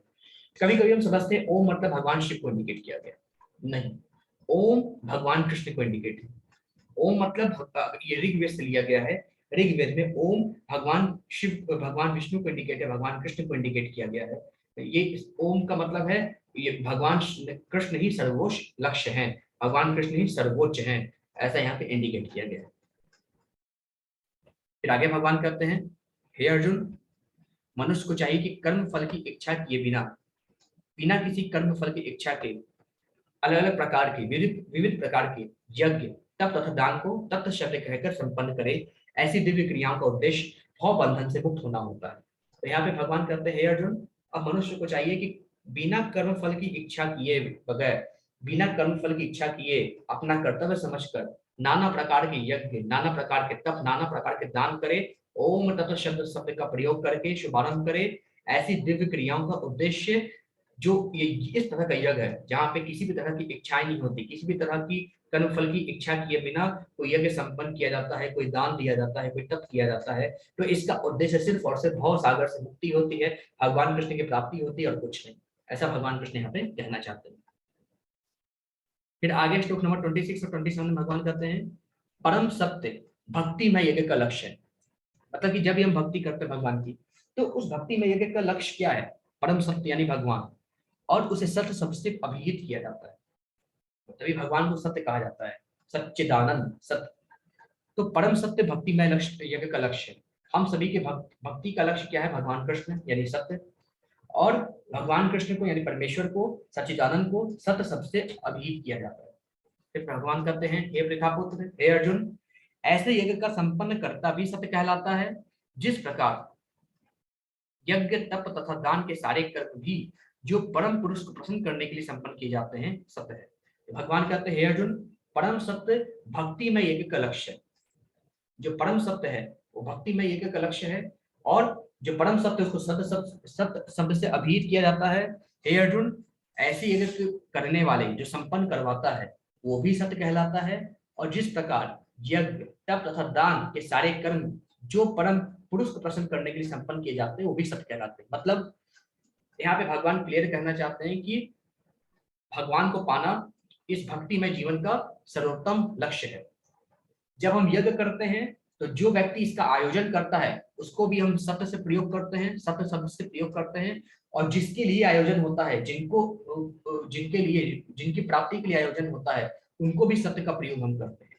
तो दोनों ही परम पुरुष यानी भगवान भी सत्य शब्द से प्रयोग किए जाते हैं, और इस यज्ञ को करने वाला है, करवाने वाला है, वो भी सत्य शब्द से प्रयोग किया जाता है, और इस परम सत्य जीवन का एकमात्र लक्ष्य है भगवान कृष्ण की प्राप्ति।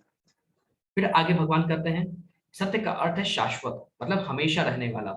प्रभु की सेवा के लिए की गई गतिविधियां सत्य को प्रकट करती हैं। प्रभु की सेवा करने के लिए कोई भी हम काम करें वो सत्य को यानी सत्य को प्रकट करती हैं। इस तरह की गतिविधि में क्रियाओं का प्रदर्शन शाश्वत हो जाता है, गतिविधियों का उद्देश्य शाश्वत है, और गतिविधियों के लाभ शाश्वत है। भगवान कहते हैं भगवान के रास्ते में, भगवान को पाने के लिए की गई कोई भी कार्य, कोई भी गतिविधियां सत्य को प्रकट करती हैं। उस रास्ते में, उन गतिविधियों में उनका गतिविधि शाश्वत है, गतिविधि का उद्देश्य भगवान कृष्ण को प्राप्त करना वो शाश्वत है, और गतिविधि के लाभ यानी भगवान कृष्ण की प्राप्ति वो सदा शाश्वत है, और उसके द्वारा किया गया कर्म सदा शाश्वत है, कभी नहीं मिटने वाला, कभी नहीं खत्म होने वाला है। भगवान कहते हैं सत्य का अर्थ ही होता है शाश्वत, हमेशा रहने वाला, और प्रभु की सेवा में किया गया कोई भी कर्म, कोई भी गतिविधि, कोई भी चीज वो शाश्वत होती है, ऐसा भगवान यहाँ पे कहते हैं। फिर आगे भगवान कहते हैं अश्रद्धया हुतं दत्तं तपस्तपतं कृतं च यत् असदित्युच्यते पार्थ न च तत् प्रेत्य नो इह। अब भगवान कृष्ण कहते हैं हे अर्जुन, श्रद्धा के बिना यज्ञ, दान या तप के रूप में जो भी किया जाता है वह नश्वर है, वह असत्य कहलाता है। सत्य का मतलब शाश्वत, असत्य का मतलब जो कभी नहीं रहने वाला, टेम्पोररी, वो टेम्पोररी कहलाता है, और इस जन्म तथा अगले जन्म दोनों में ही व्यर्थ जाता है। भगवान कहते हैं अर्जुन, जो बिना विश्वास के, बिना मुझ में विश्वास के, बिना श्रद्धा के यज्ञ करता है, तप करता है, दान देता है, बिना किसी विश्वास के, सिर्फ और सिर्फ अपनी भौतिक इच्छा को पूर्ण करने के लिए, तो ऐसा यज्ञ नश्वर कहा जाता है। ऐसे चीज सब कुछ नश्वर है, ऐसा यज्ञ असत कहलाता है, यज्ञ करवाने वाला असत कहलाता है। और इस जन्म में और अगले जन्म में दोनों में उसका यज्ञ करना व्यर्थ जाता है, उसका कोई लाभ नहीं मिलता, क्योंकि यज्ञ का फल शाश्वत नहीं रहता। ऐसा भगवान कृष्ण यहाँ पे कहते हैं। अब प्रभुपाद जी चैप्टर नंबर 17 पे कुछ चीजें बोलते हैं। क्या बोलते हैं? बद्ध अवस्था में लोग देवताओं, भूतों या कुबेर जैसी यक्षों की पूजा के प्रति आकृष्ट होते हैं। तो प्रभुपाद जी कहते हैं, जब हम इस शरीर में रहते हैं तो हम बंधन में रहते हैं, तो इस अवस्था को बद्ध अवस्था कहा जाता है। तो भगवान कहते हैं, हे अर्जुन, प्रभुपाद जी कहते हैं यहाँ पे चैप्टर नंबर 15 में कि बद्ध अवस्था में जब भी हम लोग इस तरह के अवस्था में रहते हैं, इस मानव तन में रहते हैं, तो हम लोग भगवान को छोड़ के देवी देवताओं की, भूतों की, कुबेर जैसे यक्षों की पूजा किया करते हैं। यद्यपि सतोगुण, रजोगुण तथा तमोगुण से श्रेष्ठ है। मतलब कि सतोगुण, रजोगुण या तमोगुण से श्रेष्ठ है। लेकिन जो व्यक्ति कृष्ण भावनामृत को ग्रहण करता है, वो प्रकृति के इन तीनों गुणों को पार कर जाता है। तो प्रभुपाद जी कहते हैं कि जो लोग इस जीवन के जन्म मरण में उलझे हैं, वे लोग भगवान को छोड़कर देवी देवताओं की, भूतों की, कुबेर जैसी यक्षों की पूजा करते हैं। वैसे सतोगुण सबसे सर्वश्रेष्ठ गुण है, रजोगुण और तमोगुण से भी। लेकिन जो व्यक्ति भगवान का भक्त होता है, वह प्रकृति के इन तीनों गुणों से ऊपर उठ जाता है। फिर आगे भगवान कहते हैं, सफलता पाने के लिए उपयुक्त गुरु प्राप्त करके उसके निर्देशन में प्रशिक्षण प्राप्त करना चाहिए। तो भगवान का, प्रभुपाद जी कहते हैं, सफलता प्राप्त करने के लिए एक हमें गुरु बनाना चाहिए जो कि सर्वोच्च पद पर आसीन हो, भगवान का भक्त हो, किसी परंपरा से आता हो। ऐसे गुरु हमें बनाने चाहिए और उनके द्वारा बताए गए रास्ते पे चलना चाहिए। तभी हमें भगवान कृष्ण की प्राप्ति होगी। भगवान कृष्ण में पूर्ण रूप से श्रद्धा रखनी चाहिए। जब काल क्रम से यह श्रद्धा परिपक्व होगी, जब समय आने पे यह श्रद्धा पकेगी, तो इसे ईश्वर प्रेम कहेंगे, ये भक्ति में कन्वर्ट हो जाएगी। यदि प्रेम समस्त जीवों का चरम लक्ष्य है, अतएव मनुष्य को चाहिए कि सीधे कृष्ण भावनामृत ग्रहण करे। इस 17वें अध्याय का ही संदेश है। तो इस अध्याय में भगवान यही कहते हैं कि गुरु के बिना हरि दर्शन नहीं मिलते। गुरु बनाइए और उनके द्वारा दिए गए मंत्र पर श्रद्धा रखिए, भगवान पर श्रद्धा रखिए और अपना काम करते रहिए, भगवान को याद करते रहिए, उनको अर्पण करके भोजन खाइए, उनके चरणामृत का पान कीजिए, भगवान कृष्ण के भजन गाइए, भगवान कृष्ण की स्तुति कीजिए, भगवान कृष्ण की कथाओं को पढ़िए, अपने पढ़िए, दूसरों को सुनाइए, भगवान कृष्ण के दिव्य लीलाओं को पढ़िए और दूसरों को सुनाइए, लोगों को भगवान कृष्ण तक लेकर आइए, अपने अंदर भगवान कृष्ण की भावना को जागृत रखिए। और इस प्रकार से अगर हम करते हैं तो निश्चित रूप से भगवान कृष्ण की प्राप्ति होगी और हम तीनों गुणों से ऊपर उठ के कृष्ण भावनामृत बन के भगवान कृष्ण का स्वभाव को प्राप्त कर लेंगे, भगवान कृष्ण के धाम को जाएंगे। इसमें कुछ भी संदेह नहीं है। यही प्रभुपाद जी इस अध्याय में कहते हैं। तो ये चैप्टर यहीं पे समाप्त हुआ। हरे कृष्णा सभी को। अब अगर किसी का कोई प्रश्न हो, कोई क्वेश्चन हो, तो आप लोग ये करके हैंड रेज कर सकते हैं या आप अपने प्रश्न चैट बॉक्स में भी लिख सकते हैं। हरे कृष्ण।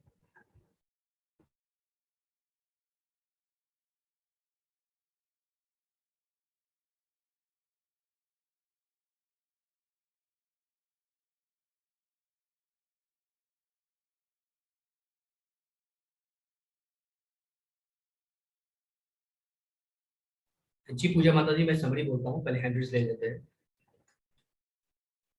हरे कृष्णा पवन प्रभु जी। हरे कृष्ण प्रभु जी। जी प्रभु जी। ये लेवल 2 का जो अपने टाइम था तो केवल एक ही था, लेकिन अभी 2 भागों में बांट दिया, उसको थोड़ा एक्सप्लेन करिए ना प्रभु जी।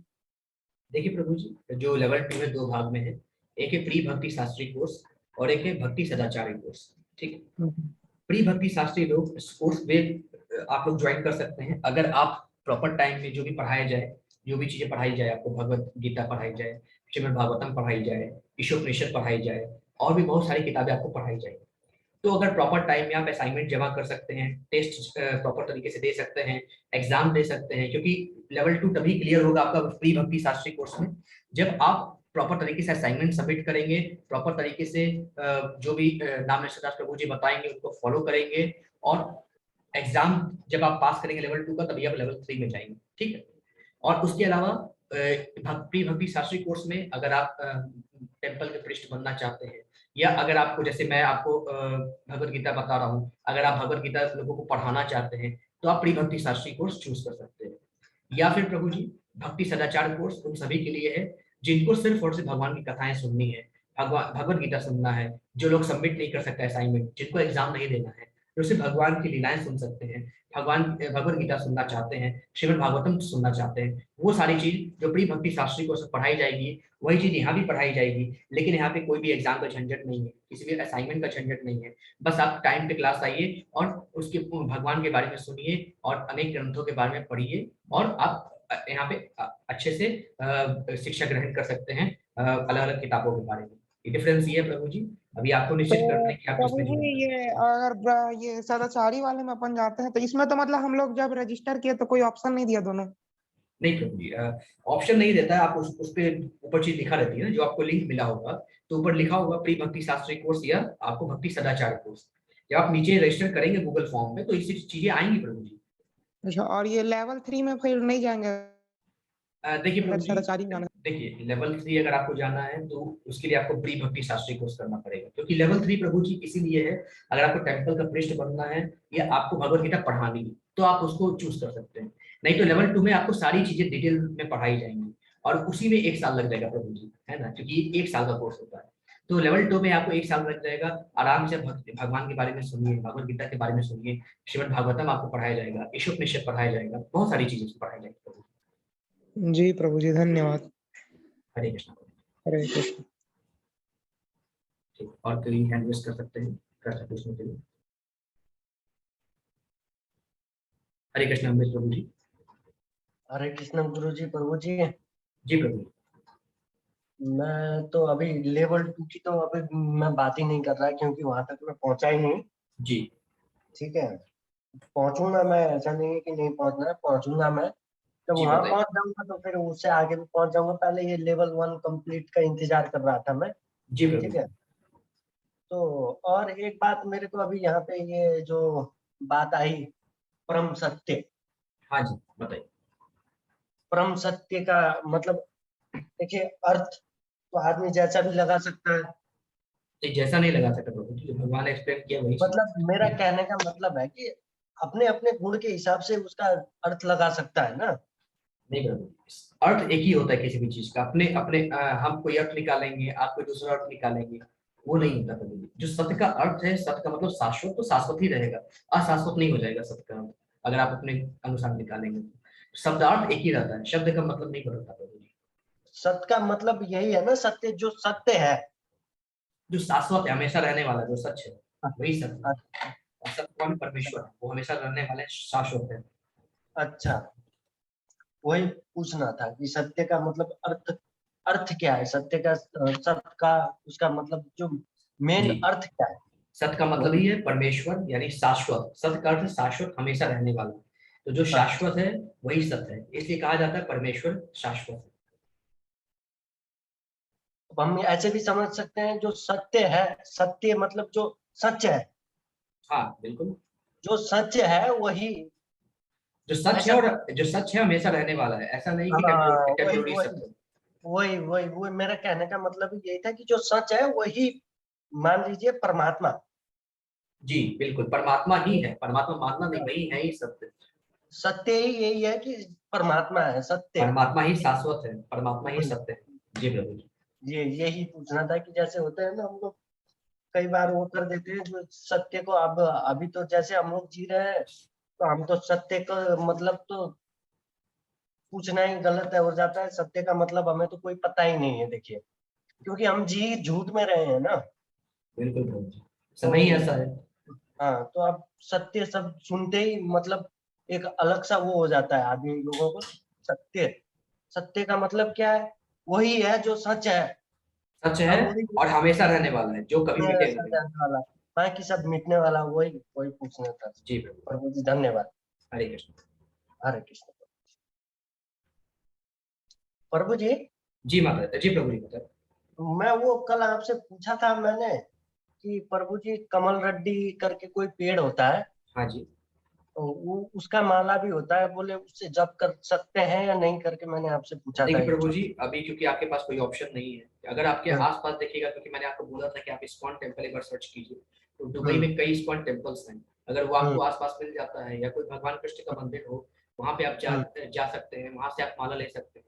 अगर हम्म। अवेलेबल ना हो तो आप उंगली में भी गिन के कर सकते हैं प्रभु जी। जैसे उंगली में अगर 108 बार आप गिन लें, उससे कर सकते हैं। या आजकल मोबाइल फोन में काउंटर्स भी आते हैं, तो 108 बार अगर काउंटर्स आप लगा के गिनती कर लें, ऐसे भी कर अच्छा। सकते हैं। अगर वो भी नहीं है तो आप एक बार यूज कर सकते हैं कमलगट्टी की माला, लेकिन उसका कोई उपयोग नहीं प्रभु जी, है ना। अच्छा। सिर्फ नीम की माला है, तुलसी की माला हम लोग प्रयोग करते हैं। तो जो लोग स्टार्ट हाँ। करते हैं नीम की माला से स्टार्ट करते हैं, वही हम लोग यूज करते हैं। नहीं तो आप मोबाइल के काउंटर से यूज कर सकते हैं, उंगली पे आप गिन सकते हैं एक एक करके। तो ऐसे जी। भी आप जब तक नेपाल नहीं पहुंच जाते तब तक आप इस चीज का यूज और कर मेरी सकते एक बात और थी, जब जब माला का जप करते हैं इस उंगली से माला को टच नहीं करना, ये क्या हैं। मतलब? बिल्कुल बिल्कुल बिल्कुल।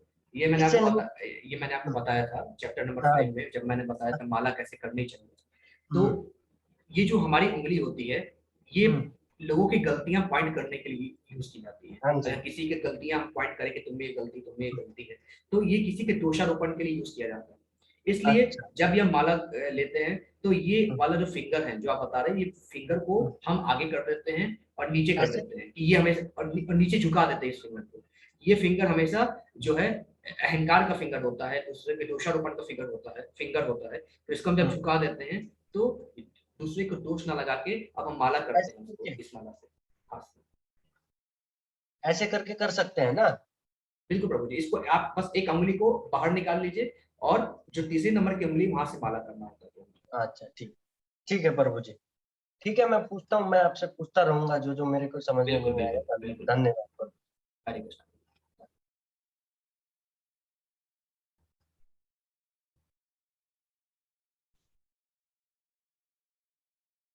जी प्राची माता जी, प्रभु जी आपने जो मंत्र अपने कीर्तन से पहले बोला है, वो भेजिए प्लीज, और उसका महत्व भी बताइएगा क्लास के बाद। देखिए माता जी, जो मैंने मंत्र बोला है वो माफी मांगने के लिए बोलते हैं। सबसे पहले ओम अज्ञान तिमिरांधस्य ज्ञानांजन शलाकया चक्षुरुन्मीलितं येन तस्मै श्री गुरुवे नमः। ये मंत्र मैंने बोला, इसका मैंने वैष्णव सॉन्ग भी आपको एक किताब आपको भिजवाई थी व्हाट्सएप ग्रुप पे, वो सब आप लोग डाउनलोड कर लीजिएगा। तो किसी भी चीज की क्षमा याचना करने के लिए प्रभु, मैं जो भी चीजें बोलने जा रहा हूँ, कोई भी त्रुटि हो जाए उसको कृपया करके क्षमा कर दें। तो हम वैष्णव लोग इस चीज को बोलते हैं। सेकंड थिंग, उसके बाद बोलते हैं हम उसके बाद हम गुरु प्रणाम मंत्र बोलते हैं। ठीक है। उसके बाद जैसे हम पहले बोलते हैं ओम अज्ञान तिमिरांधस्य ज्ञानांजन शलाकया चक्षुरुन्मीलितं येन तस्मै श्री गुरुवे नमः। फिर हम गुरु प्रणाम मंत्र बोलते हैं, नमः विष्णु पादाय कृष्ण पृष्ठाय भूतले। नमः विष्णु पादाय, भगवान विष्णु के चरणों की वंदना करते हैं। कृष्ण पृष्ठाय भूतले श्रीमते भक्त वेदांत स्वामी इति नामिने, है ना। फिर उसके बाद श्रीमती भक्ति वेदांत स्वामी, भक्ति वेदांत स्वामी यानी जो प्रभुपाद जी के गुरु का नाम है, उनको हम लेते हैं। इति नामिने नमस्ते सरस्वती देवी गौड़वाणी प्रचारिणी निर्विशेष। सरस्वती देवी, क्योंकि हम ज्ञान का आदान प्रदान कर रहे हैं, तो सरस्वती देवी को नमन करते हैं। नमस्ते सरस्वती देवी गौड़वाणी प्रचारिणी निर्विशेष शून्यवादी, यानी जो लोग भगवान को निराकार रूप में मानते हैं, तो ऐसे लोगों का प्रतिकार प्रभुपाद जी ने किया था। तो निर्विशेष शून्यवादी पाश्चात्य देश दारिणी, क्योंकि प्रभुपाद जी पहले अमेरिका गए थे, वहां से हरे कृष्ण मूवमेंट का प्रचार प्रसार किया, पाश्चात्य देश दारिणी। फिर उसके बाद हम पढ़ते हैं जय श्री कृष्णा। हम चैतन्य महाप्रभु और उनके साथ जो 5 साथी थे उनकी वंदना करते हैं। जय श्री कृष्णा चैतन्य प्रभु नित्यानंदा। चैतन्य महाप्रभु भगवान कृष्ण के ही अवतार थे। नित्यानंद बलराम जी के अवतार थे। श्री अद्वैत, अद्वैत आचार्य जो है शंकर जी के अवतार थे। ठीक है, शंकर जी के अवतार माने जाते हैं। श्री अद्वैत आचार्य श्रीवास, जो श्रीवास है वो आपके जो है राधा जी का अवतार माने जाते हैं। और जो गौर मतलब कि श्रीवास गौर भक्त वृंदा। ठीक है, हम यहाँ से श्रीवास और गौर जो है वो नारद जी मान जाते हैं। तो इसलिए ये सारी चीजें हैं। जय श्री कृष्णा चैतन्य प्रभु नित्यानंदा श्री अद्वैत गदाधारा श्रीवासारी गौर भक्त वृंदा। ठीक है। और उसके बाद हरे कृष्णा कृष्ण कृष्ण हरे हरे, हरे राम राम राम हरे हरे, ये मंत्र का हम जाप करते हैं। जी पूजा माता जी, इस चैप्टर का समरी मैं ले लेता हूँ। तो इस चैप्टर के में यही बताया गया है कि हमारी तपस्या कैसी, कितने प्रकार की तपस्या होती है, सात्विक तपस्या कैसी होती है, तीनों गुणों के बारे में अच्छे से बताया गया है। गुण के हिसाब से तपस्या होती है, अलग अलग गुण हमारे होते हैं। ठीक है। अब अगर सात्विक गुण है तो हमारी तपस्या शारीरिक तपस्या, मानसिक, हमारी जो मन की तपस्या है और वाणी की तपस्या, ये तीनों तपस्या करनी होती है। अगर राजसिक तपस्या है तो हम दंभ के कारण, अहंकार के कारण अपनी पूजा कराने के लिए कोई भी तपस्या कर ले, वो राजसिक होती है। और तामसिक तपस्या दूसरों को कष्ट पहुंचाने के लिए, दुख पहुंचाने के लिए कोई तपस्या की जाए तो तामसिक तपस्या होती है। कोई व्यक्ति को किस प्रकार का भोजन पसंद है, तीखा, अत्यंत तीखा, राजसिक पुरुष को, और ऐसा भोजन जो हमारे आयु को बढ़ाए, तो ऐसा भोजन सात्विक होता है। और दुर्गंधित भोजन और जितने भी पशुओं को खाने वाला भोजन, जितने भी मांस मछली वाला भोजन है, सब कुछ तामसिक पुरुष को प्रिय होता है। अब जिस प्रकार से गुण होते हैं उसके हिसाब से ही लोगों की पूजा अर्चना की भी श्रद्धा होती है। जो लोग सात्विक होते हैं देवताओं की पूजन करते हैं, जो लोग राजसिक होते हैं वो लोग भूत प्रेतों की करते हैं, यक्ष और राक्षसों की करते हैं।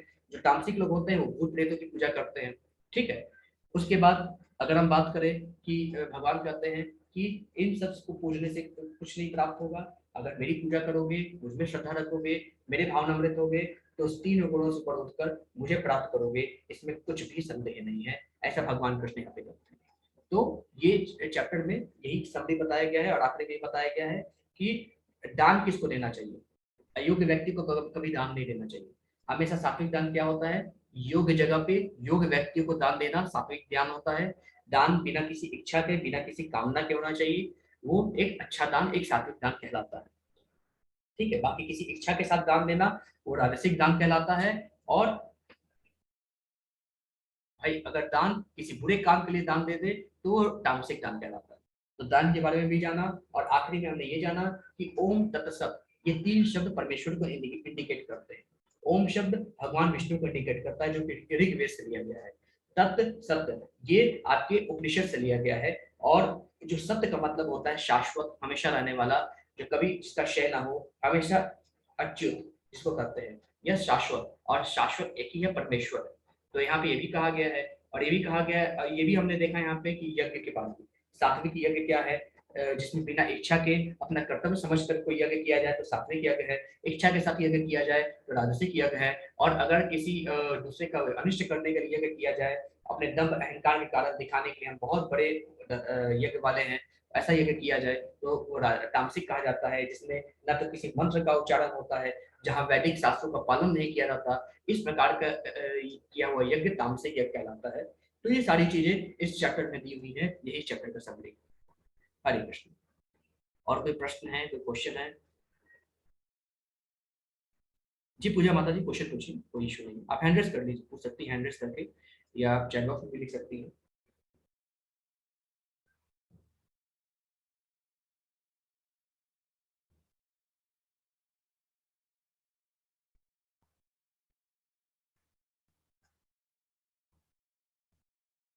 और फिर कोई प्रश्न है तो हैंड रेस करके पूछ सकते हैं आप लोग, या चैट बॉक्स में फिर प्रश्न लिख लें।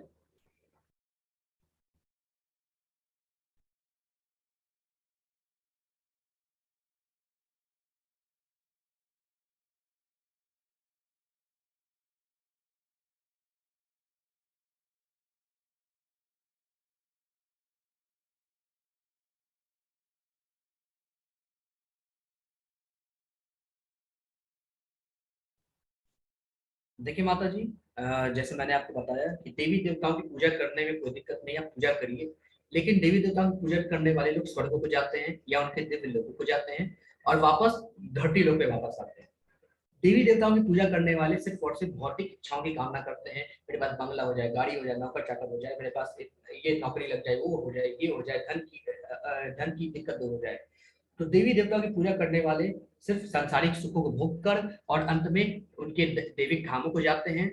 जब तक पुण्य उनका रहता है तब तक वहां पे व्यतीत करते समय वापस पृथ्वी लोक पर आते हैं। जन्म मरण के चक्कर से कभी मुक्ति नहीं मिलती।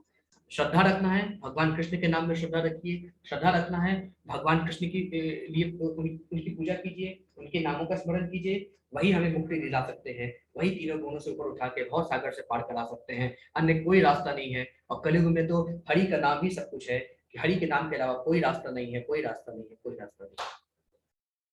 जी माता। हरे कृष्ण। और कोई प्रश्न हो तो आप पूछ सकते हैं, कोई क्वेश्चन हो तो हैंड रेज करके पूछ सकते हैं। चलिए, अब कोई प्रश्न नहीं है तो अब ये क्लास एंड करते हैं। कल अब देखिए, अब चैप्टर नंबर 18 बचा है, इसको मैं 2 भाग में बांट रहा हूँ। कल हम आधा करेंगे क्योंकि लगभग 78 श्लोक हैं आपके चैप्टर नंबर 18 में।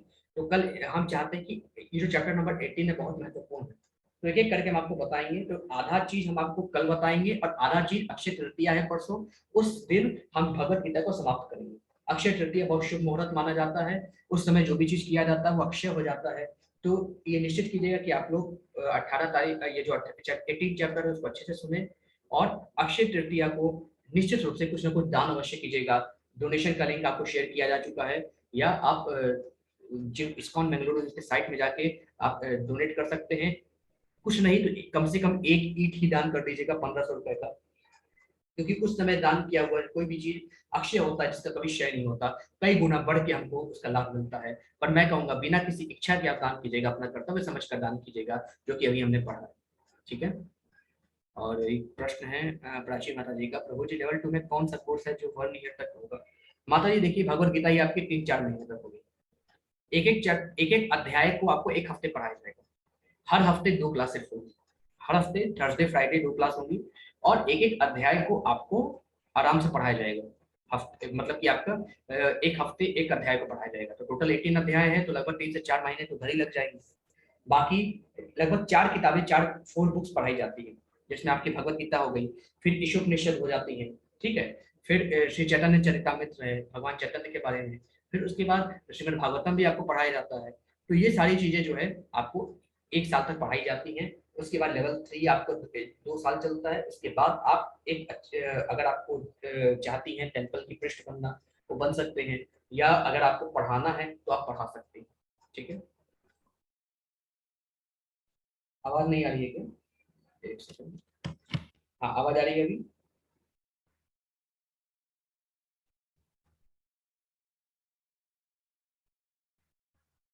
ठीक। तो चूंकि रूटीन सा, क्योंकि ये चीजें ऐसी हैं, जब तक गुरु के निर्देशन में हम नहीं पढ़ेंगे तब तक ये चीजें समझ में नहीं आएंगी। और चूंकि ये सारी की सारी चीजें आपको नागेश्वर दास प्रभु जी पढ़ाएंगे, और तो जो लोग दीक्षा प्राप्त कर चुके हैं वे लोग पढ़ाएंगे, तो निश्चित रूप से आपको सारी चीजें अच्छे से समझ में आएंगी। तो अगर आपको लेवल 2 में जाना है तो फॉर्म का रजिस्ट्रेशन लिंक आपको व्हाट्सएप शेयर किया जा चुका है, फिर से शेयर कर दिया जाएगा। जरूर रजिस्ट्रेशन करें और अच्छे से इसको क्लास करें और अपने आप को उस लेवल तक उठाएं जिससे आप खुद भगवत नाम का प्रचार प्रसार कर सकें। हरे कृष्ण।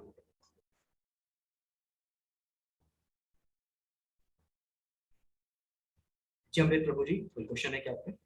हाँ प्रभु जी, जी। मेरा एक सवाल ये अभी सुनते सुनते ये आ गया कि जैसे आपने कहा लेवल 2 ज्वाइन कर लीजिए, ठीक है, जी। उसके बाद आप पढ़ा सकते हैं या ज्ञान बांट सकते हैं, कुछ भी है, मतलब दूसरों को राय तो दे ही सकते हैं ना। जी। हाँ, तो उसमें मतलब एक ये है, मेरा कहने का मतलब एक छोटा छोटा सा वही ना समझ वाला सवाल सोच समझ लीजिए आप। जी बताइए। जी, ये सवाल ही ऐसा है कि जैसे जान जानकर अनजान वाला। अब एक तरफ बात चलती है मुक्ति की, और एक तरफ बात चल रही है फिर इधर वो करने की। क्या करने की प्रभु जी? मतलब एक तरफ हम सोचते हैं कि हम मुक्त हो जाएं, हम्म, हाँ, जी। एक तरफ वही है कि एक मन में एक यही रहता है कि भाई घर वाले परिवार वाले, तो मतलब दोनों को साथ लेकर चलकर ये कर सकते हैं ना। लेकिन प्रभु जी, भक्ति करने में परिवार में मतलब समझे नहीं क्या दिक्कत है? घर घर छोड़ने के लिए आपको कहा नहीं जा रहा है कि आप घर छोड़ दीजिए, आपको तो कहा जा मेरा रहा है कि घर में बैठ के 1 घंटा आप निकालिए बस। अब मेरे कहने का मतलब आप समझ लीजिए। अब घर भी तो एक समय तक, घर तो ठीक है मान लिया जाए, अब मैं भक्ति कर रहा हूँ, मेरे सामने फिर कोई गलत काम हो, तो वो देखकर सहनशीलता तो होनी चाहिए ना मेरे अंदर, इतना तो होना, देखिए सहनशीलता प्रभु जी। आनी चाहिए कि देखिए, अब बाहर की तो चलो दुनिया में जो हो रहा है उनको अज्ञान है, और एक होता है ना कि मैं खुद ही घर में एक ज्ञानी हूँ और मेरे ही घर में ऐसा चल रहा है, तो मैं उसको किस तरह से ले लूंगा, मतलब उस समय उस टाइम का मैं सदुपयोग कर सकूंगा ना, मैं मतलब उस टाइम पे मैं सही राह पे चल सकूंगा ना। देखिए प्रभु जी, अगर आप भक्ति की राह में जाते हैं सबसे पहले ये जान हम्म, लीजिए, जब भी आप भक्ति की राह पे चलेंगे बहुत मुश्किलें आएंगी, बहुत अड़चने आएंगी। मेरे साथ भी बिल्कुल होता है, हर किसी के साथ होता है, आपके साथ भी वो होगा। बिल्कुल, इसीलिए मैं जो भी भक्ति के रास्ते में चलेगा, स्टार्टिंग में भगवान पहले परीक्षा लेते हैं, क्या इसमें इतनी काबिलियत है कि मेरी भक्ति कर सके। बिल्कुल बिल्कुल सर। वो अड़चने आएंगे प्रभु जी। आप देखेंगे कि कोई आप जैसे भक्ति करने जाएंगे, लोग आपको रोकने लगेंगे, क्यों भक्ति कर रहे हो भाई, क्या इसका फायदा है, अभी उम्र नहीं है, तमाम तरह की बातें कहेंगे। ये भगवान की माया है प्रभु जी। भगवान आपको टेस्ट कर रहे हैं कि आप भक्ति सही में करना चाहते हैं कि सिर्फ खाली एक इच्छा आ गई आपके मन में, है ना। तो भगवान पहले आपकी परीक्षा लेते हैं, तो इसको आपको पार करना होगा। देखिए, जब ये भक्ति हम करेंगे, स्टार्टिंग करेंगे भक्ति की, तो यहाँ पे अनेक मोह माया आएंगे, हमारे सामने कुछ गलत काम होंगे, ऐसे कई तरह की चीजें होंगी, हमारा मन करेगा छोड़ो भक्ति बाद में करेंगे। लेकिन अगर हम अपने आप को दृढ़ करके, अगर मान लीजिए कहीं गलत काम होता है, तो अपने आप को इतना मतलब कि सबसे पहले तो अगर आप सामर्थ्य है तो उस गलत काम को आप रोक सकते हैं, ठीक है ना। आपके आप में अगर सामर्थ्य उस गलत काम को आप रोक सकते हैं, है ना, क्योंकि आप परिवार में ही है, तो परिवार में ऑब्वियस सी बात है कितने सामर्थ्य तो है कि कोई चीज गलत हो रहा है तो उस चीज को हम रोक सकते हैं। सेकंड थिंग, भक्ति आप करेंगे तो आप एकदम दृढ़ बन जाइए, एकदम स्ट्रिक्ट बन जाइए कि भाई हम जब तक पूजा पाठ कर रहे हैं, भक्ति कर रहे हैं, उस समय तक हमें कोई डिस्टर्ब नहीं करेगा। जिस समय आप स्ट्रिक्ट बन जाएंगे, जिस समय आप दृढ़ बन जाएंगे, तो धीरे धीरे समय बीतने दीजिए प्रभु जी। आप माला जप करते रहिए, भगवान का जाप करते रहिए, कोर्स पढ़ते रहिए, गीता पढ़ते रहिए, धीरे धीरे भगवान की कृपा होगी और सब कुछ चेंज हो जाएगा। सब कुछ स्वतः ही खुद ब खुद चेंज हो जाएगा। आप खुद ऑब्जर्व करेंगे कि आपके भक्ति करने के कारण घर वाले भी भगवान कृष्ण की ओर मुड़ गए। ये होगा और ये होता है प्रभु जी, है ना। तो इससे जरा भी घबराना नहीं है। भगवान कृष्ण स्टार्टिंग में परीक्षा लेते हैं, बस आपको डटे रहना है। हाँ, कोई गलत चीज हो, रोकने का सामर्थ्य आपके पास होना चाहिए, और वो सामर्थ्य भी भक्ति से आएगी। भगवान की बिल्कुल, भक्ति कर, वही मेरा कहने का मतलब, वही आपसे पूछने का यही था। कल को मैं देखूंगा तो उस चीज को रोक पाऊंगा या बिल्कुल बिल्कुल नहीं। अगर नहीं रोक पाया तो फिर मैं गलत हूँ, इसमें कोई वही नहीं हो पाएगा। नहीं, गलत नहीं है प्रभु जी। देखिए, अगर हमें सामर्थ्य होता है कोई चीज रोकने का तो हम रोक सकते हैं, और नहीं सामर्थ्य है कोई गलत चीज रोकने का, लेकिन रिक्वेस्ट कर सकते हैं। अगर तभी नहीं, अगर कोई चीज होता है तो भाई भक्ति तो नहीं छोड़ सकते ना प्रभु जी, भक्ति तो करनी ही हमको, है ना। तो अलग जाके हम भक्ति कर सकते हैं। तो ये चीजें हैं। धीरे धीरे देखिए, स्टार्टिंग में बहुत ज्यादा दिक्कतें आएंगी, लेकिन धीरे धीरे करते करते दिक्कतें कम होंगी, और उसके बाद आपके साथ जो लोग हैं वे लोग भी भगवान कृष्ण की ओर मुड़ेंगे, इसमें कुछ भी संदेह नहीं प्रभु जी। तो यही था मेरा सवाल। धन्यवाद प्रभु जी। जी, हरे कृष्ण। हरे कृष्ण।